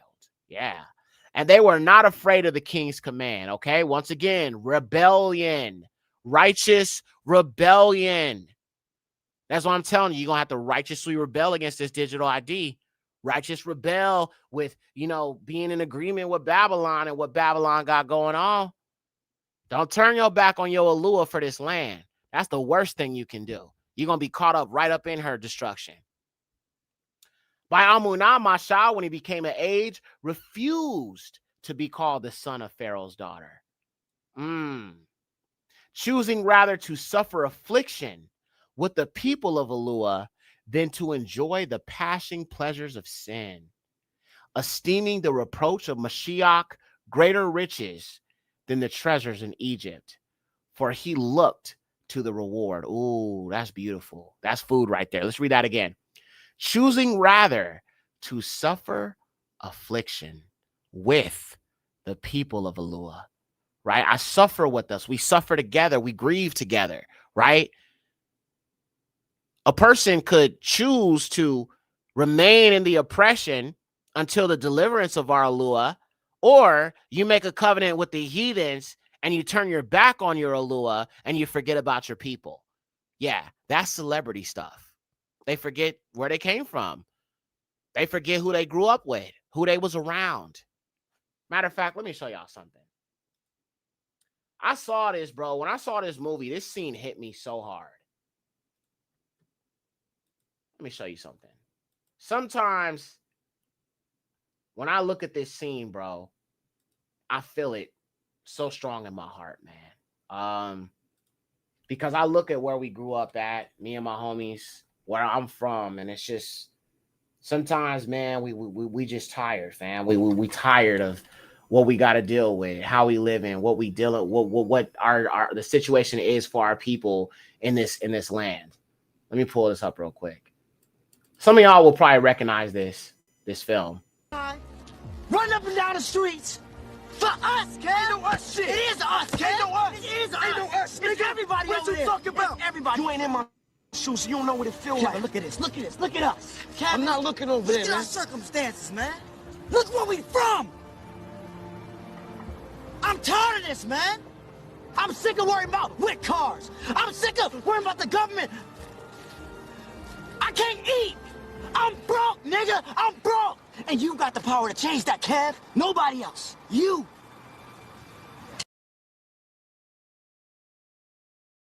We have the power to change this, family. We have the power to change this by obeying the Alua. He is the only one who can change this. Yes, I'm tired of it. We're all tired. Family, we're all tired. I know what you're dealing with. I know how you feel. I'm tired. You're tired. If you're tired of America, give me a 1. I cannot be the only one that feels that way right now. We're all tired. My mom's tired. My family is tired. You know what I'm saying? We're all tired, bro. We are tired of this. But we must endure, as 𝐤𝐿𝐻 said, because family, it's all coming crashing down before your eyes. This is not the time to lose amunah. This is not the time to disregard that amunah that you hold to. Because the greatest strength of our people, our forefathers, going back to the patriarch Abraham, was that faith. There's an old line. Yeah, we're all tired, family. 30 plus years tired. Yes, sis. Absolutely. F Babylon. I feel you, Og. Real talk. Yeah, we all tired, family. And all of our situations are different but similar. Now would be the worst time to lose grasp of that amunah that you've been holding up, that you've been holding on to prior to where we're at now. All of that amunah that you've been holding on to, continue to hold on to it, because this is almost over. Look around you. Babylon is falling. You got a bunch of goofies in the office, okay, that don't know what the hell they're doing. Everything is just a big old experimentation. These white folks don't know what the hell they doing. Yahuwah has removed the wise men out of Edom. He's removed them. It ain't nothing but a bunch of dang, you know what I'm saying, pea-brain barbarians at this point. Yeah, they taunt us. They say things. They constantly jeer at us, and they constantly, blame us for everything. But the more their kingdom falls, the more that they will deflect. The children of Lucifer don't have it within them to take accountability. And if they do pretend to take it, it's just pretending. It's not genuine. It's not real.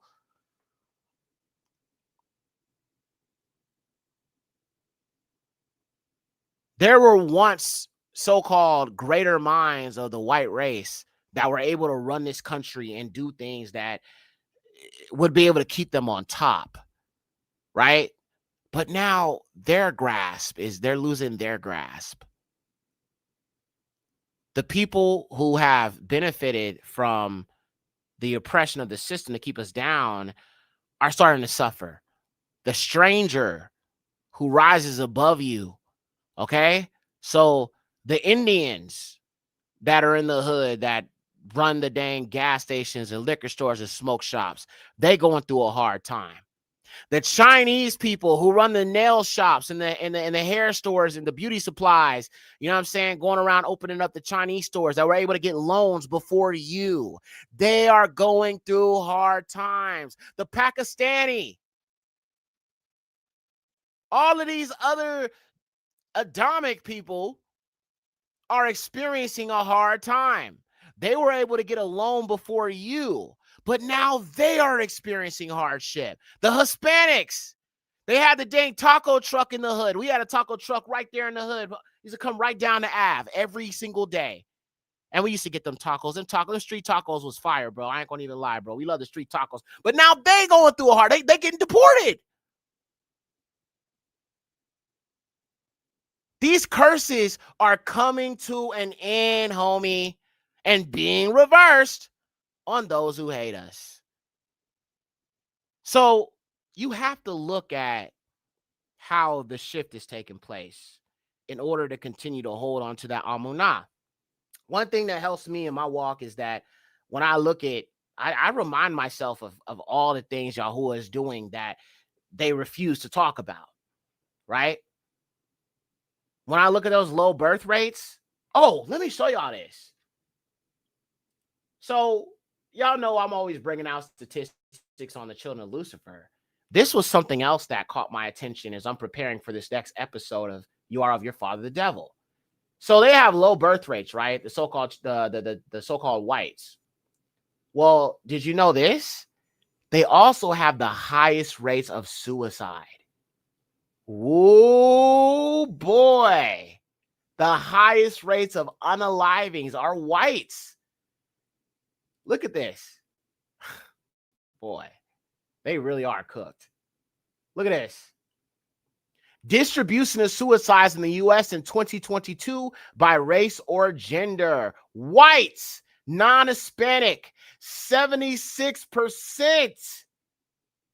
So not only are they not able to breed, they're unaliving themselves because they are unable to breed. They are not desired. Their own women don't want them. So when I look at things like this, I realize Yahuwah is fighting for us. Let me say it again. Yahuwah is fighting for us. When these people realize that they cannot continue to breed and make children, their women don't want them, naturally, they feel like they have no purpose. So they kill themselves. And why the heck are we still worried about what the hell these white folks is talking about in this administration? Why are we afraid of what Trump's talking? I mean, we're not, but a lot of our people are. They fear that man. They scared to talk about CK, Charlie Kirk. You know what I'm saying? They're scared to talk about all of that, but I'm not. It's over for them.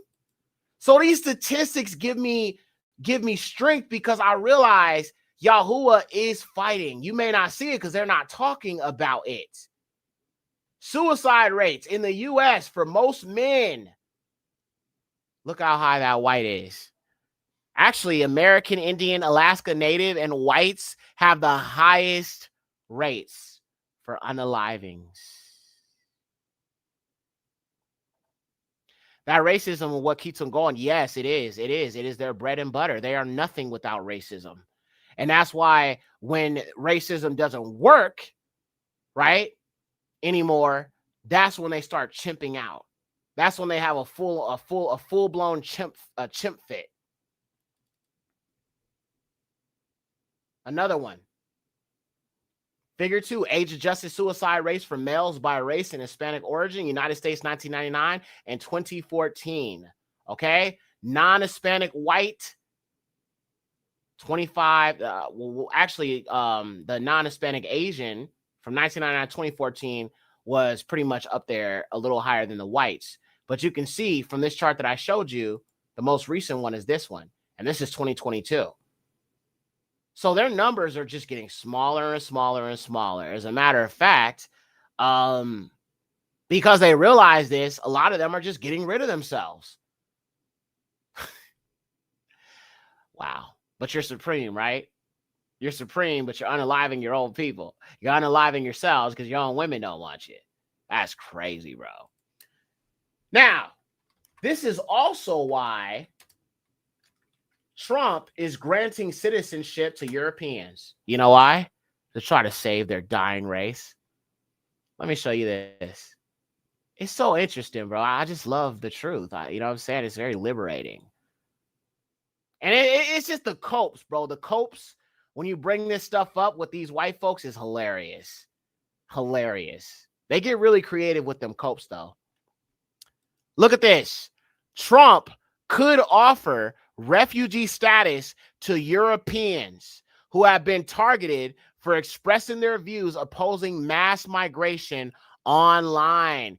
Donald Trump could offer refugee status to Europeans who have been targeted for expressing views. Authorities in the U.S. are said to be assessing the political climate across the continent to identify citizens who might qualify for political asylum. But I thought they wanted to get rid of all the legals.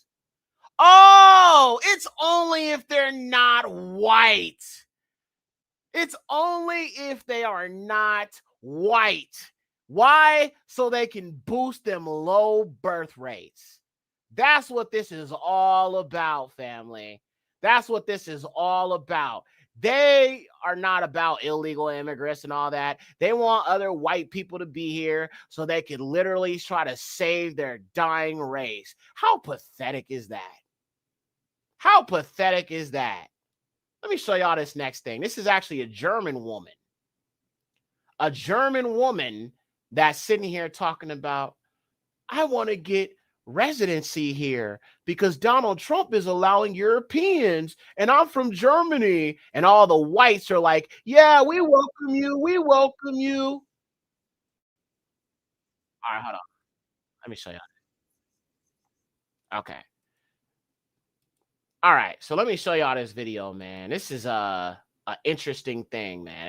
It's such an interesting double standard when it comes to whites, which is why I say do not let them gaslight you that this whole immigration thing isn't about racism, because it is. All right. They just want to take you for a fool and make you think it's not because, you know, they want to save their dying race. All right. Check this out. All right. In the United States of America under President Trump's new proposal for a refugee mandate, because I am facing persecution in my home country, Germany, for my political views, for my support for the AfD party, the only opposition party in Germany, and most importantly, for my advocacy for free speech. I have become the target of severe government and intelligence surveillance and harassment. My communications have been intercepted. And my family has been stalked by reporters for the state media for whom we pay taxes. And I continue to receive death threats from Antifa. When I asked the police for help in the past about these death threats, bro, these people are the biggest victims, bro. I mean, the government's been tracking us. I mean, the government had COINTELPRO. Elon Musk is setting up shop in Memphis in the hood where all of our people getting sick, our people going to the mayor, going to the government officials. They ain't doing jack. They always want to be a freaking victim, cuz. God dang. And then they want to talk about, you know, the curses reversing and them being seen as what they really are is anti-white racism. Let's look at the comments because I want y'all to see the hypocrisy, bro. Look at all these incel white men who ain't got no woman sitting over there talking about, I welcome you. You're allowed to be here. You can live with me. Their whole race is pathetic. It is. The whole race. I'm not talking about some of them. I'm talking about the whole race, cuz. Let's see what this person said. Hold on. This person said, you are welcome here. I pray Europe comes to a senses before it's far too late.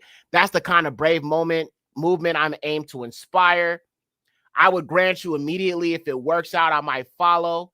This woman says, we need you to fight in this fight. Welcome to the U.S. Do you see the double standard, fam? Do you see these monkeys? These cave monkeys? Great dear Naomi, I'm just wondering where your first article was published, blah, blah, blah, blah, blah. Years ago, I joked about us seeking asylum for our political views. Now we are at that point. Just insane that the left has made out of our homeland and they see themselves as the goodies. Yeah. You were literally working and living with a man paid by Russia in order to propagate misinformation. Oh, somebody called her out. Let me save everyone some time on what's going on here. She's a grifter who wants more money. There we go. We got some people calling her out. Cool. You sure seem to like Elon a lot. Uh-oh. Okay, I don't know if that's her. Seek the psychiatric help you desperately. None of you SHIT, you said it's true. Yeah, that's true. Yeah, no, we're all stocked up on right-wing influences in America. Good luck with your endeavors. No, not in America. Maybe Argentina, El Salvador, South Africa. No! Don't be offering up the continent. Don't be offering up the land of Canaan. Don't be offering up what Yahuwah has for us. We got enough of them people out there. Enough of them.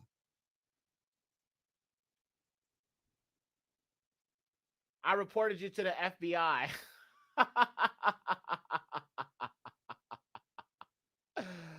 Oh, man. We don't give a F. Germany doesn't want to give a F about you. No one will give a F about you in the U.S. Good riddance, you Nazi dog. Yeah. Wow.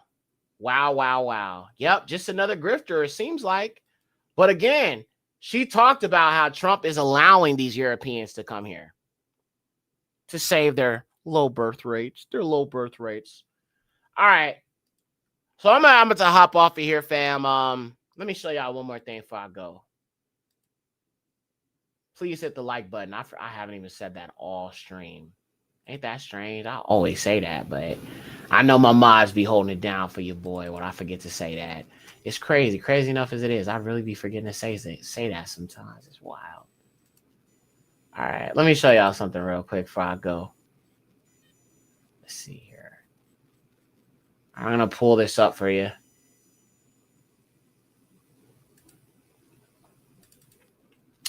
So this is a video I had shown from one of my melanin episodes.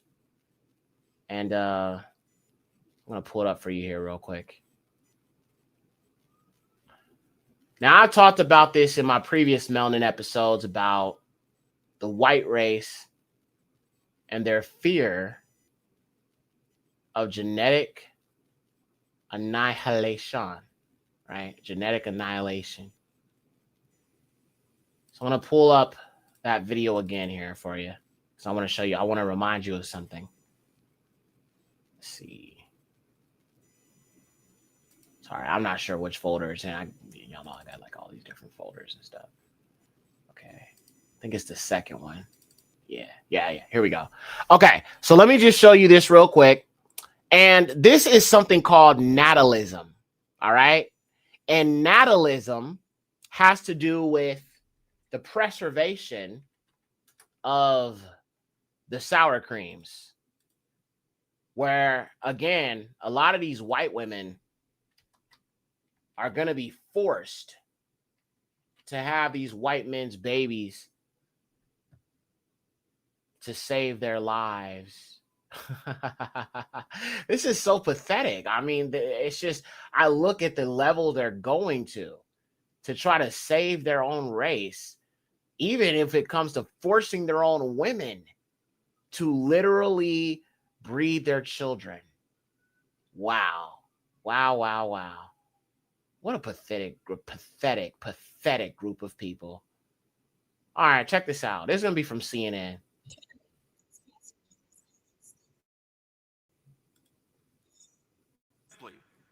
I want more babies in the United States. Look at this goofy. Look at this goofy JD Gantz. Fancy pants. It's led to what's called the pro-natalist movement, and it's getting more popular because of messages from Vice President Vance and Elon Musk, who, of course, has at least 13 children with multiple women. CNN's Mina Durson is out front at the 2025 Natal Conference, because, yes, there is a conference. Raise your hand if you are a mom or a dad in the room here tonight. This is the war for civilization, and we are going to win it one life at a time. We're here at NatalCon, which is a gathering of about 200 people from all over the world who have come here because they all feel very strongly that the world needs more babies. There's a civilizational catastrophe coming, and the way to solve it is to have sex. Like, that's got to be the easiest pitch in history. Birth rates around the world are plummeting, and they think this is the issue. Where are the Negroes? Notice there's not a single eumelanin person in that freaking room. It is all the children of Lucifer. Notice there's not one Negro up in there. You're not going to find me up in there. I'm not going to see none of y'all in there. We didn't get the invitation. You know why? We ain't got this problem. It is the children of the devil. Look at that nose. Ugh, nigga, look at that beak nose. Bro, look at that nose, cut. No, just That's why we're here. We need to encourage more people to get married and have kids. We need those people to be the people of the future. Many countries are no longer having enough kids to replace their populations. Some experts predict this will cause labor shortages and inflation in the economy. Yeah. Okay. All right, y'all. So that's what it is. Somebody says something about JD Vance, about his wife. So let me tell y'all about that real quick before I go. I saw this on Twitter. JD Vance is not a good husband. All right. You might say, Yexer, why you say that? He threw his wife under the bus to appease that white supremacist fan base. He had to throw his wife under the bus. His wife is Indian, all right, and she is she's Hindu, so she worships a different God than him. Same God, because they all serve the same devil, all these different nations, right? He threw her completely under the bus to appease his fan base. Let me show you this. This is why I say, as a man, bro, your wife is your helpmate. Don't throw her under the bus to appease others. That is a weak man that does that. Because your covenant, now I know they do it the Roman way with their marriages and all that, but this is just a lesson in marriage. Your wife is your helpmate, and your wife is a part of you when y'all become one flesh in Yahuwah. It is unsanitary and very unmanly to throw your wife under the bus to appease other men, or just for some sort of influence or sort of position, because your obligation is to her and your children, not everybody else.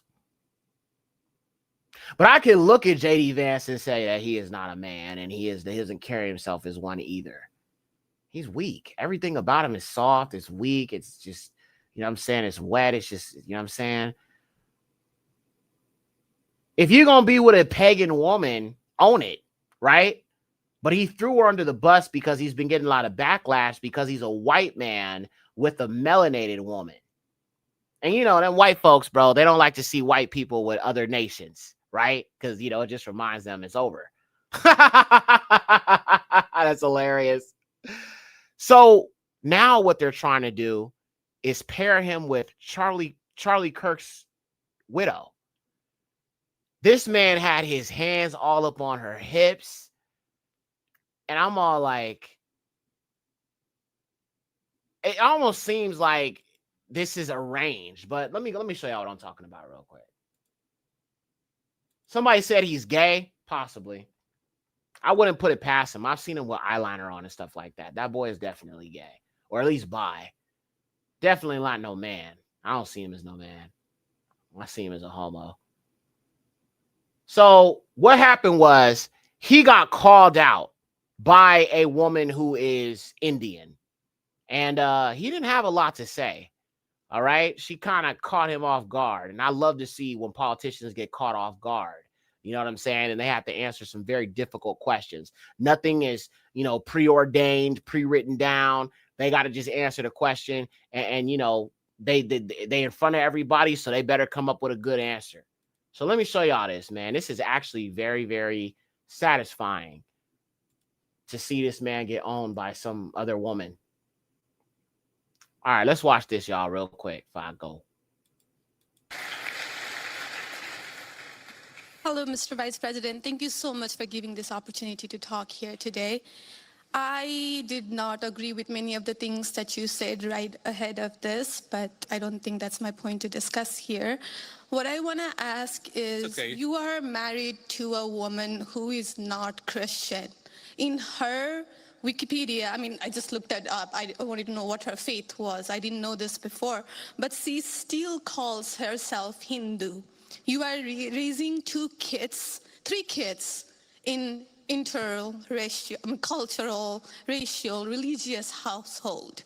How are you maintaining, or how are you teaching your kids not to keep your religion ahead of their mother's religion? Or how are you teaching them that your kind, they're that kind who got here just few years or few decades ago is different or is better than your mom's kind who got here just a generation before?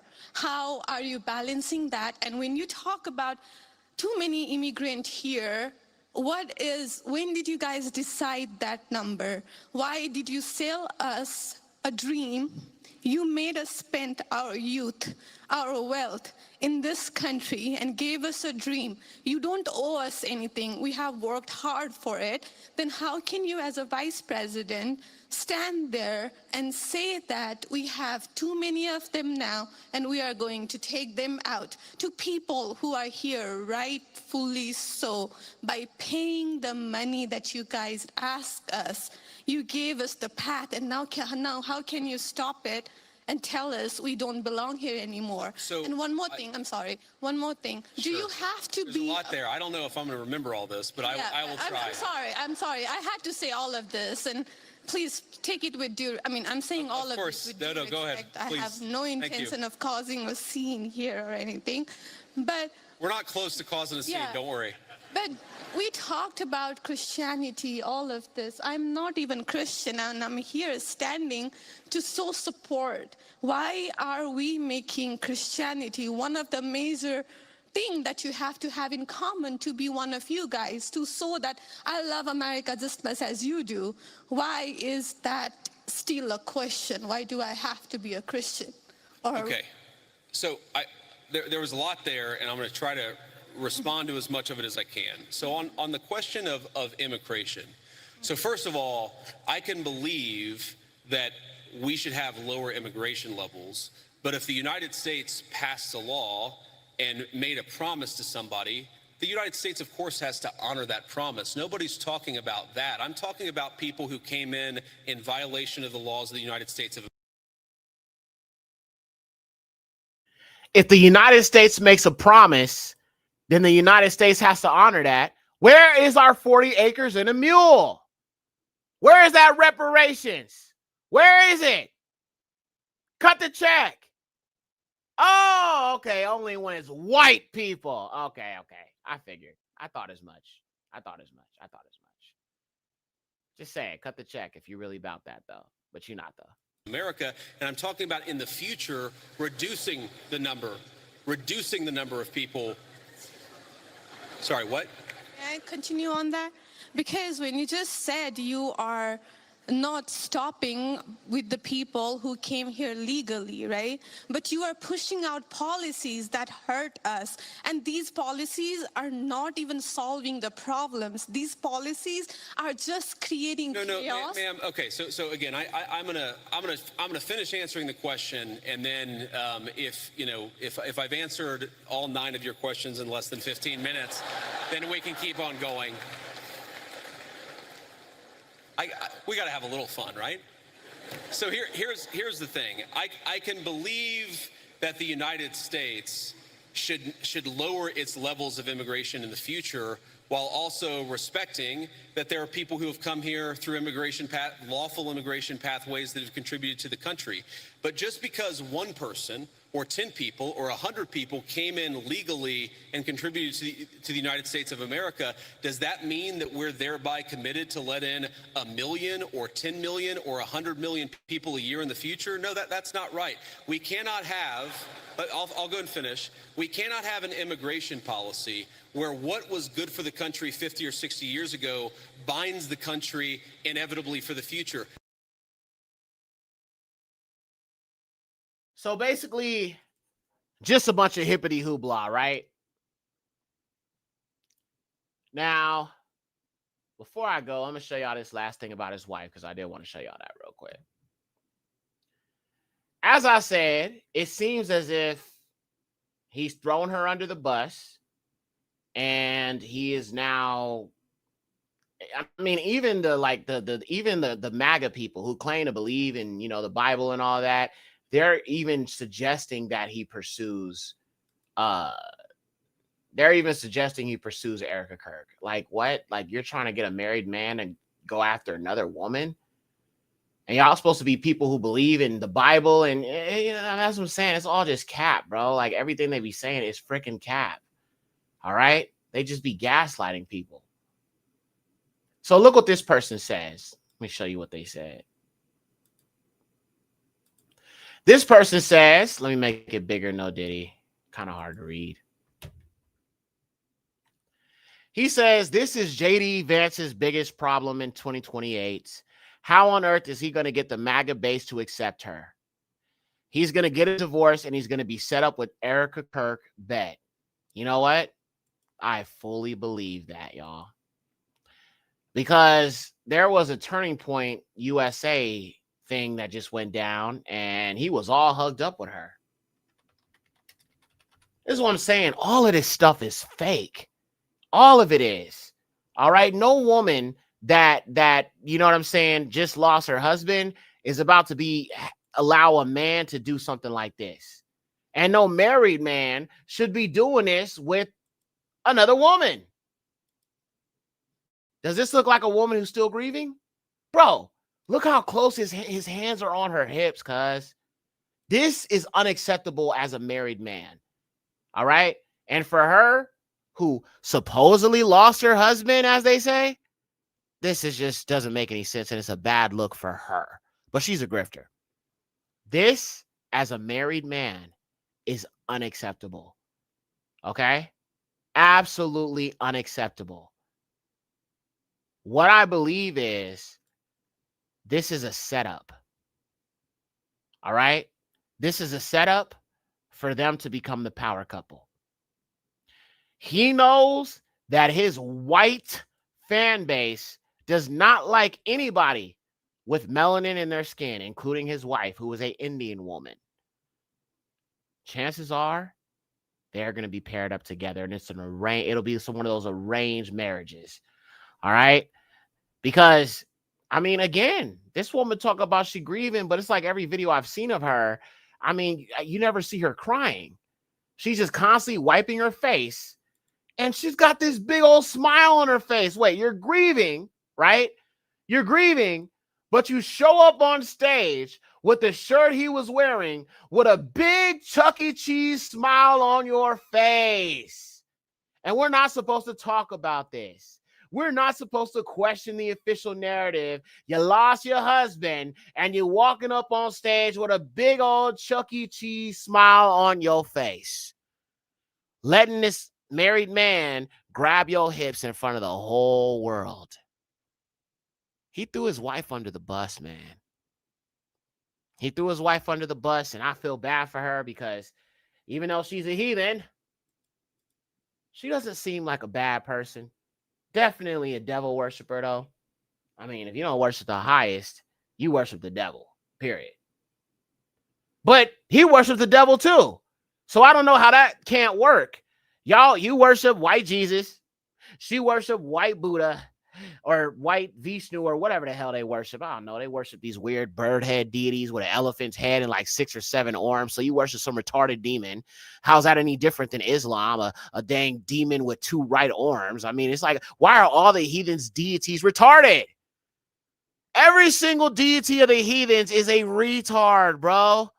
I mean, you got dog head deities, you got elephant head deities, you got deities with 5 or 6 arms. You know what I'm saying? You got deities with blue skin. Like, what the hell are we doing? Well, we ain't doing that, but what they doing?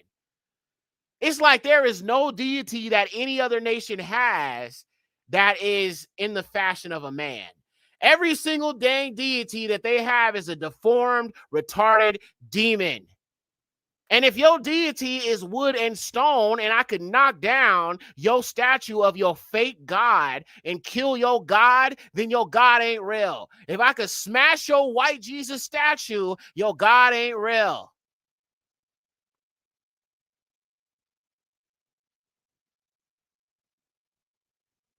You know how you know that our Alua is real? Because the nations purposed in their heart to destroy us, but they couldn't. In our oppression, we only grew in numbers. Our Alua is real. No other nation. Hit the heathens with this next time they talk about how real their God is, their so-called God. Not a single nation will ever tell you a story of their own God putting them in slavery for disobedience. But they sure made up a God to justify enslaving you. But our Alua put us into slavery for disobedience. So if their own God didn't do that, their God ain't real, homie. What our people have experienced is proof of our Alua. What our people have experienced is proof of our Alua. Everything he laid out in the Torah, Deuteronomy 28:15-68, has happened. And it only fits one people. And then these heathens want to turn around and say, we're all mixed. No, we're not. because them curses sure didn't stop what Yahuwah brought up on his people. Those curses attached to one people. And even though the heathens raped and colonized and got over on our women, those bloodline curses still affected us to this day. And they say the bloodline don't matter, but the bloodline has suffered. They say the bloodline doesn't matter because they have not suffered as the bloodline has suffered. It has not been easy being Yasharal. The bloodline had to suffer for everything our forefathers did. Have these whites suffered? No. Oh, no, no, no. As a matter of fact, they have been the consequence of the curses. They have been a result of the curses, family. We no longer have the Elua's protection.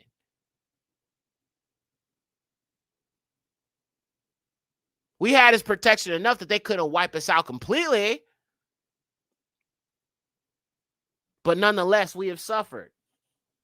So if their own God will not even bring them into slavery for disobedience, but they have the right to create one to enslave and mistreat the people that the true Alua has cursed, their God's not real. If your own God has not ever put your own people into slavery due to disobedience, your God is fake. You know about the 400 years our people have been mistreated in America? Yeah, that's in the Bible. Our Alua is real. And with that said, I'm going to leave it at that. I might do a deeper show, talk a little bit more about him, but I don't want to get too much into it. But yeah. So, fam, that's it. Thank y'all again for joining. I know this is a bit of an impromptu. I did a shout out to Yahudi Blue. Yahudi Blue had asked me if I was going to go live. Yummy says, I didn't know about the live. Oh, Yummy. Hey, sis, I'm sorry. You missed it. We kind of got a little bit into talks about faith and stuff like that. I talked a little bit about the land that was lynched, but Shabath Shalum to you, sis. Good to see you. She's like, dang, I just walked in. Oh, sis, I'm sorry. I really wasn't planning on going live, but I didn't want to leave the family without coming on here, checking in with y'all and everything. So I'm glad to see you, though. I was wondering where you was at. I'm like, man, she probably knocked out. Knowing you, Yummy, I was like, man, she knocked out, bro. Facts. All right, man. Thank y'all, bro. I will have a trailer out soon, and I think I will get somebody to professionally do the trailer for me, or I might do it myself. I'm still kind of on the fence. I am writing some more songs. The song that I played on here, or the little, the song "We Shall Overcome," is a song that will be also on this album. 12 songs. I'm gonna just leave that there. Everything about this rollout is biblical. Everything about it ties back to Yahusha. It'll make some sense once I drop the trailer and kind of explain some things, but the numbers of everything in this all play a huge part of this, and like what this movie is rolling out and what it's bringing to you and what it's revealing. But it'll all make sense when I break it down, you know what I'm saying? But I'm gonna just leave y'all in mystery mode until I can bring it out properly. So that's it. Thank y'all. Y'all have a good Shabbat. Be sure to read Hebrews 11, the entire chapter. If you are dealing with hardship, if you are dealing with self-doubt, if you are dealing with, uncertainty, I want you to mark in your phone or write down or something to always go back and review Hebrews 11, Abarim 11. That is a very, very, very important book to read, specifically chapter 11, because it is all about understanding Amunah in Yahuwah. We have to have unshakable faith in these times. I mean, that should be where you at by now if you've been in this for a while, but I want you to understand that the children of Lucifer, their agenda by the assignment of their father, the devil, is to put you into a place of frustration and losing hope. Frustration is a natural thing. To be honest with you, it is. Honestly, it's just everything is just trash right now. I get it. It's okay to be frustrated, but don't lose hope in Yahuwah. That's what I'm trying to say. Do not forget, he will regather us. He will deliver us. We need to continue to believe upon him, call upon him, continue to fast, continue to pray. I want to do, I think some other people are doing like a collective fast. I want to try to do it when everyone else is doing it. I think the more we're on one accord, the better it works. That's not to say if somebody does a fast on their own, it doesn't mean that it is not power in that. But I think when the nation comes together as one, you know what I'm saying? For the most part, great things come from that. I know a lot of people are doing their own thing, but, you know, I know these pagan holidays are coming up where they're doing the pagan holiday right now for the pagan Halloween and all of that. I literally forgot it was Halloween, bro. Until I looked at the date on my computer, I'm like, oh, this is Halloween. It's just like, to me, it's really just another day, man. I was like, I don't care. You know what I'm saying? But anyway, I'm also happy to see that our people are deciding to step away from the holidays. Even our people who are unawakened. And I think that Yahuwah is moving in a major way. And I believe that with our people collectively deciding to step away from Thanksgiving and Christmas and not do any of the holidays, I believe that is really a way for Yahuwah to move in a major way. I fully believe it, y'all. And I believe he has a lot to do with this. I believe that Yahuwah is moving upon our people, and those of our people who are unawakened are not understanding what and how they're being moved to come to these types of decisions. But it is definitely his will. And he is moving. I think Yahuwah is allowing the discomfort of Babylon to force us to believe upon him and trust in him and to separate from everything about this place. When the children of Yasharal cried out on one accord for the groaning of the oppression of the Egyptians, that's when he heard them and he was honored by them. Let's read that scripture before we go.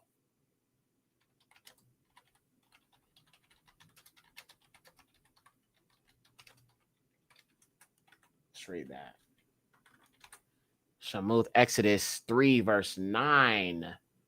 All right, let's go to the Septuagint, of course, family. Before I go, I want to leave you with this. Like I said, Hebrews chapter 11 is the most important book you can read when it comes to understanding faith. Amunah. What we need in these end times is Amunah. Commitment to his word. All right, listen to this.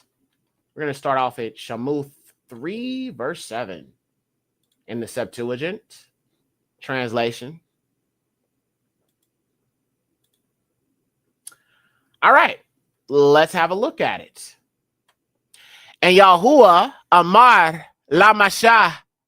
Yahuwah Amar Lamasha.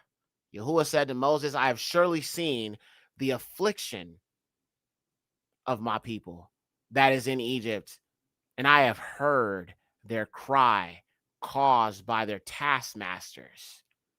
For what? For I know their affliction. Yasharal, he knows your affliction. He hears your cries. He sees our oppression. He knows how we are living. He knows you are tired. Let's keep reading. And I have come down. I have come down. I revealed myself to my Shah. I have come down to this burning bush to reveal myself to one of your people, to you as my Shah, to deliver my people. I'm coming to save them, a deliverer, just as Yahusha was. I have come down to deliver them out of the hand of the Egyptians. Now let's just replace this. I have come to deliver them out of the hands of the children of Lucifer and to bring them out of that land called Babylon, America, and all the places our people are scattered, and to bring them into a good and a wide land, into a land flowing with milk and honey, into the place of the Canaanites, Hittites, Amorites, Perizzites, Girgashites, Evites, and Jebusites. And now, Hana, behold, Hashuah, the cry of the children, Ha Yaladim Ba Yasharah, is come to me, and I have seen the affliction with which the Egyptians afflict them. And now I will send you to Pharaoh, king of Egypt, and you shall bring out my people. He didn't say the people, possessive, his people. Ami, my people. Shall bring out Ami, Hayaladim Bayashara, from the land of Egypt. And Masha said to Alua, who am I? All right. So those of y'all who be all like, I don't know if I should be, stepping up and trying to see if there's more Yahuwah wants me to do. Masha said to Alua, who am I that I should go to Pharaoh, king of Egypt, and that I should bring out the children of Yasharal from the land of Egypt? And Alua spoke to Moses and said, I will be with you. And this shall be the sign to you that I shall send forth when you bring out Ami, my people, out of Egypt. Then shall you serve Alua in this mountain. And Masha said to Alua, Hana, I shall go forth to the children of Israel, and shall say to them, the Alua of our fathers has sent me to you. And they will ask me, what is his name? What is his name?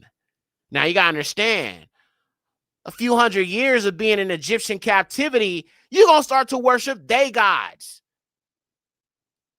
You're going to start to follow the ways of the heathens, being amongst the heathens. Just as you surrounded by the children of Lucifer and these other nations, you following their ways. So our people, just as now, have forgot the Kadasham, Hakadasham, the divine name of the highest. Even so now, they have forgotten the divine name of our Alua. Alua he knew. What is his name? What shall I say to them? Ualua Amar La Masha Amara Haya Sharahaya. And Alua spoke to Moses, saying, I am that I am. In the Septuagint, they have, I am the being. And he said, thus shall you say to the children of Yasharah, Ahaya has sent me to you.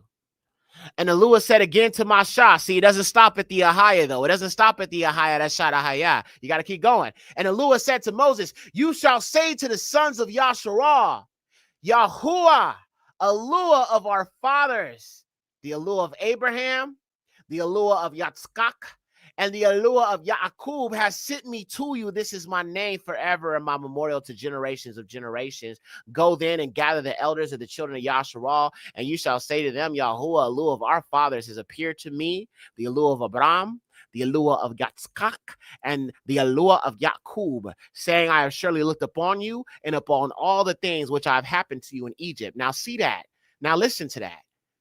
Yahuwah is reminding, he wants Masha to make it clear.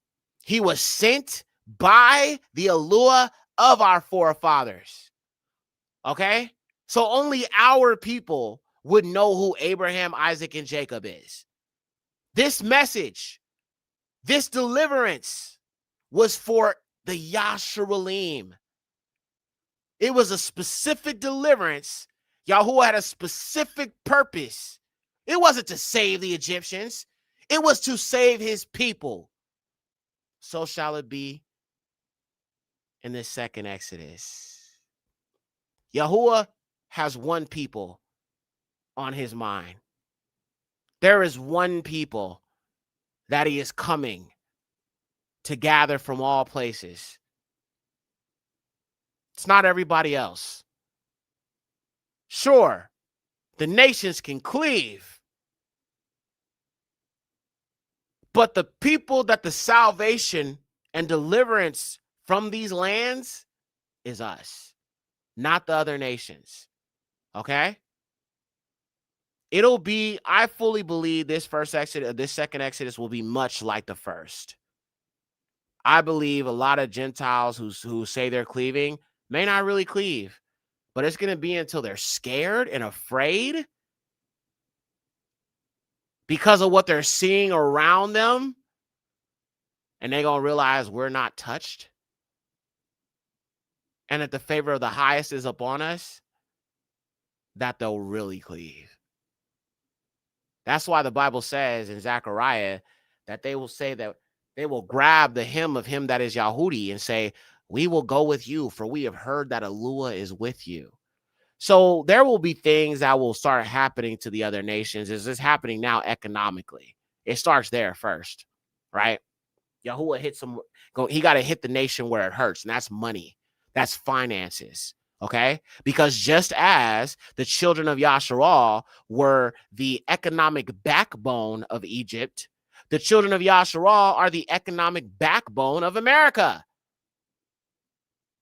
So he must hit the nation to where the finances help create the nation to be strong and great. He has to hit them where it hurts. And that's economically, right? They're being hit economically now. The next step is the plagues, the deaths, the judgments. And since we're talking about plagues, I'm sure you guys have heard about what's going on in Jamaica. There was a really, really bad storm out there. And I've been telling our people to keep our people in the islands in prayer.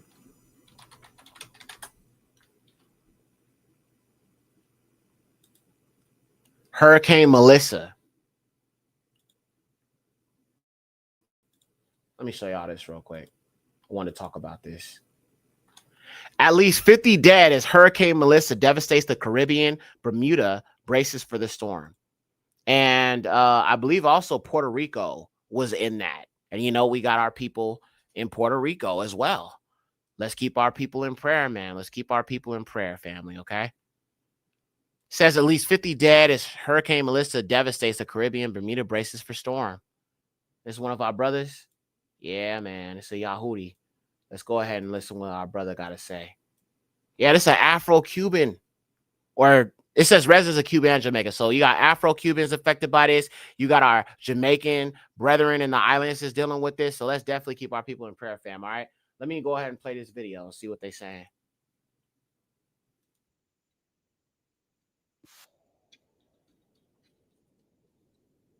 Hold on, no sound. Hang on, y'all.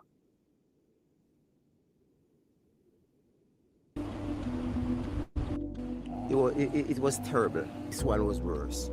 It was terrible. The wind, it was violent. It was terrible for all of us. I have a son here, and believe me, he was actually crying. Yeah, Afro-Cuban. One of our brothers.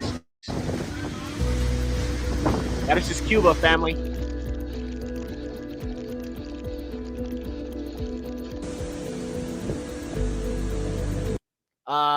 Our Dominican Yahudi brother says Dominican Republic, Puerto Rico, Jamaica, and is going to Cuba. Yeah, and our people are all over.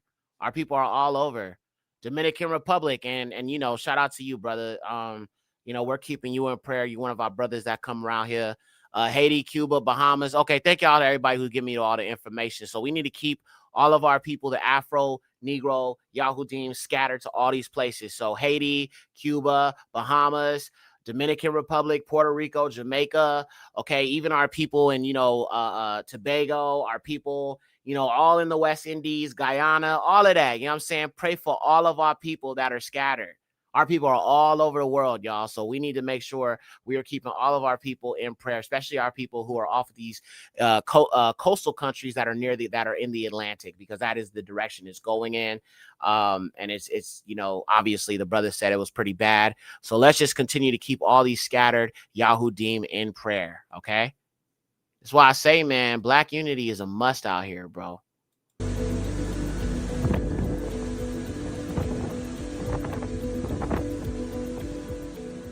Crazy, man. Virgin Islands, that's another one. So yeah, man, just keep our people in prayer, y'all. I'm gonna go ahead and say a prayer before we go. Father, thank you for this day. Father, thank you for this Shabath Shalum. Father, another day in which we are gathered to esteem your name, Father, and give all esteem to you and lift up your name before your people in gratitude and righteous worship. Father, we pray for our people scattered all over the world, Father. Oh, Father, you know who the Yahudim are. All the people, all of our people in the Indies, in the West Indies, our people in the islands, our people in Latin America, South America, all of our people off the coast of the islands of the Atlantic. Oh, the Guyanese, the Afro-Guyanese. Oh, the Afro-Surinese. Oh, Father, all of our people. Father, cover them. Protect them. Oh, Father, place your unchanging hand over them, over their households, over their children, over their babies, their wives, their sons, their husbands. Father, let us remember about the importance of Amunah in these times. Father, let us have the faith of the patriarchs. Father, let the daughters of Zion have the faith of Sarah, that they may be rewarded. Oh, Father, let us continue to hold fast to your word, for you said in your word, Hatabar, Tabarka, that no man can please you without Amunah. For we know that faith is belief in things divinely promised but not seen of the naked eye. Oh, but Father, you said in your word that eyes have not seen, ears have not heard the things that you have prepared for those who love you. Father, let us continue to walk and run with endurance and patience, to wait on the return of the regathering of your chosen people. Father, let your Ruach abide in us. Oh, Father, fill us up with the spirit of discernment. Father, let us be able to discern these times. Father, let our people have hope in you. Father, let them believe upon your name. Call upon your name in their greatest troubles, their greatest hardships. Oh, Father, when they get that bad news from their job, when they get that bad news from the husband, when they get that bad news from their children, Father, let them call upon the name of Yahuwah.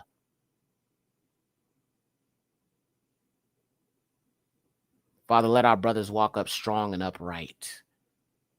Father, let our brothers be strength to our sisters in this walk. Father, most of all, let us preach repentance as it was of our forefathers and the 12 taught ones of Yahusha. Repent, for the kingdom of Yahuwah is at hand. Father, let not the snares of the devil's children or his devices take our minds off of the promises. Father, let us hold to the faith that our Father is mighty, our Eluah is strong, and we serve the Eluah who fights for his children. Father, let us be a light to the nations who choose to walk and follow after the chosen. Father, let us be a light to the Adamic race who are influenced by us, who pay attention to us. Father, let us be an example of the wise and astute people in your Torah. Father, let us be the righteous light. Father, let us guide the nations called by your name into the light of righteousness through Yahusha. Father, we pray these things in no other name but Yahusha. Bahasham Yahusha Alam Akanu Aman. Love y'all, man. All praises to the Most High. Yes, increase your faith. It is never a bad time to increase your faith. That is the most important thing I can deduce from today. If there's anything you can deduce from this, I would say that. Faith. This film, The Lamb That Was Lynched, is all about setting the foundation that our people can have faith in the true Redeemer, Yahusha the Liberator. Without this concept, without me presenting it in this format, our people will continue to seek faith in the wrong things. So please be sure to keep this film in prayer. I'm keeping it in prayer as well. But I believe, as I said before, anytime Yahuwah puts something on my heart to do and I do it, nothing but good comes from it. I believe that the works of my hands are Baruch and Yahuwah. Baruch by Yahuwah. I believe that they are. I will continue to allow his Ruach to lead me into all understanding and truth. And as he does, I will continue to bring it forth to you and present it to the nation so that our people may also walk in that truth and light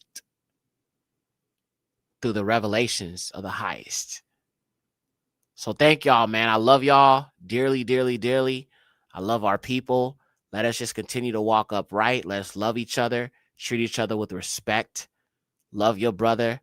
Love your sister. Bahasham Yahusha. We all we got, family. We all we got right now. We got the highest, of course. But currently in our captivity, we are all we got. Okay? None of the Egyptians back then were taking our people's side. It was them against us. I treat this situation the same way. All of our people from the other countries that are coming here, they are people. But again, because they are our people, it's the other nations against us. So, again, love on your Caribbean sister. Love on your Caribbean brother. Love on your Afro-diasporan brother or sister. We all in this together because we are the people Yahuwah will regather. We are the people who are those two sticks that shall become one. We are the people Yahusha was sent to. Never, ever, ever forget that. I love y'all. Have a great, great, great Shabbat. And I will catch up with y'all in the next one. Shalom.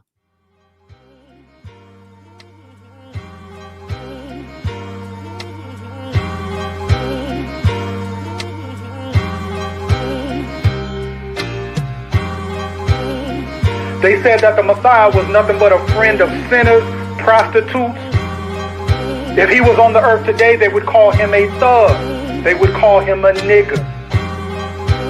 Because that's who he came from amongst. He rose from out of the ghettos of Nazareth. But listen to what happened to the Messiah. Because John chapter 19 verse 30, when he was getting lynched, it says, when the Messiah therefore had received the vinegar, he said, it is finished. And he bowed his head and gave up the ghost.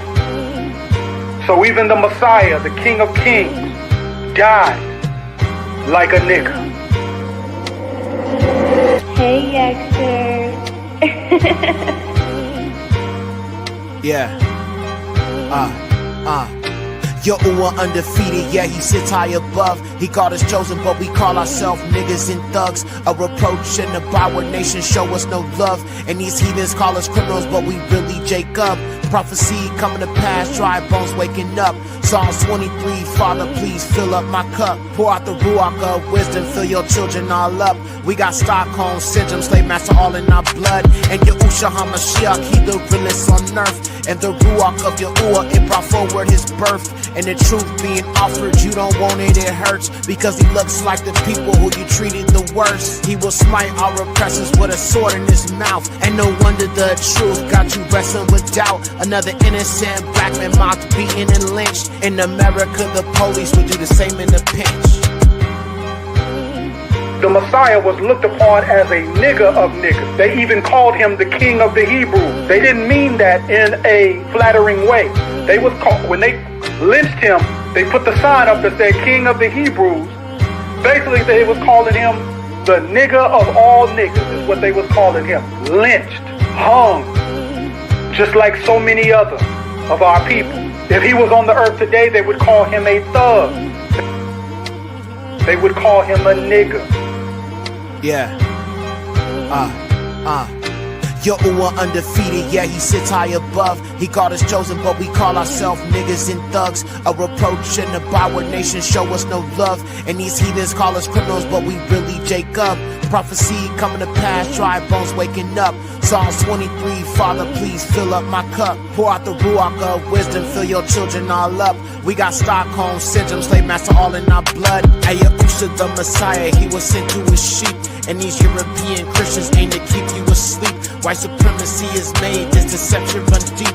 Yeah, they whitewash Messiah to keep you below and beneath. Black man, black woman, truly made in his image. Satan used the Caucasian just to make his own image. So he gave you white Jesus and presented his thesis. And it doesn't take a genius to see the lies that he teaches. The same ones who they call niggas that they celebrate our death, they celebrate us laying in the street bleeding with bullet holes. The same ones they celebrated. Just like in Revelation, it talks about the two witnesses lay dead in the street and nobody cared about their death. But instead they celebrated the death. Just like they say every day somewhere in America, a Negro is killing another Negro. Well, we need to destroy and slaughter our own lower self and wicked self. Like the Messiah said, if your right eye causes you to sin, cut it out. Not saying we do that actually or physically. It means we maintain dominance over those things that are trying to urge us to sin against the Most High. I gotta meditate on the laws and commands of Torah every day. Because meditating on those laws, it defeats the nigga in me because it forces me to think like royalty. Hey, 𤤔𤒄𤅅.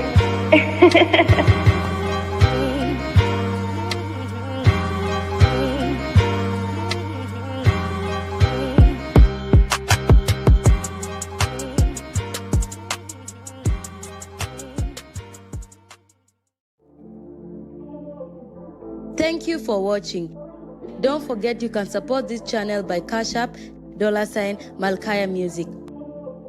Also be sure to check out the Patreon for uncensored documentaries, films, deep dives, and much more content that you won't find here on YouTube. Check out the merch store for the latest strip. And let me not forget to say, if you haven't already, subscribe and hit that like button and tap in with us. All praises to the Most High, Yahuwah, the highest. Shalom.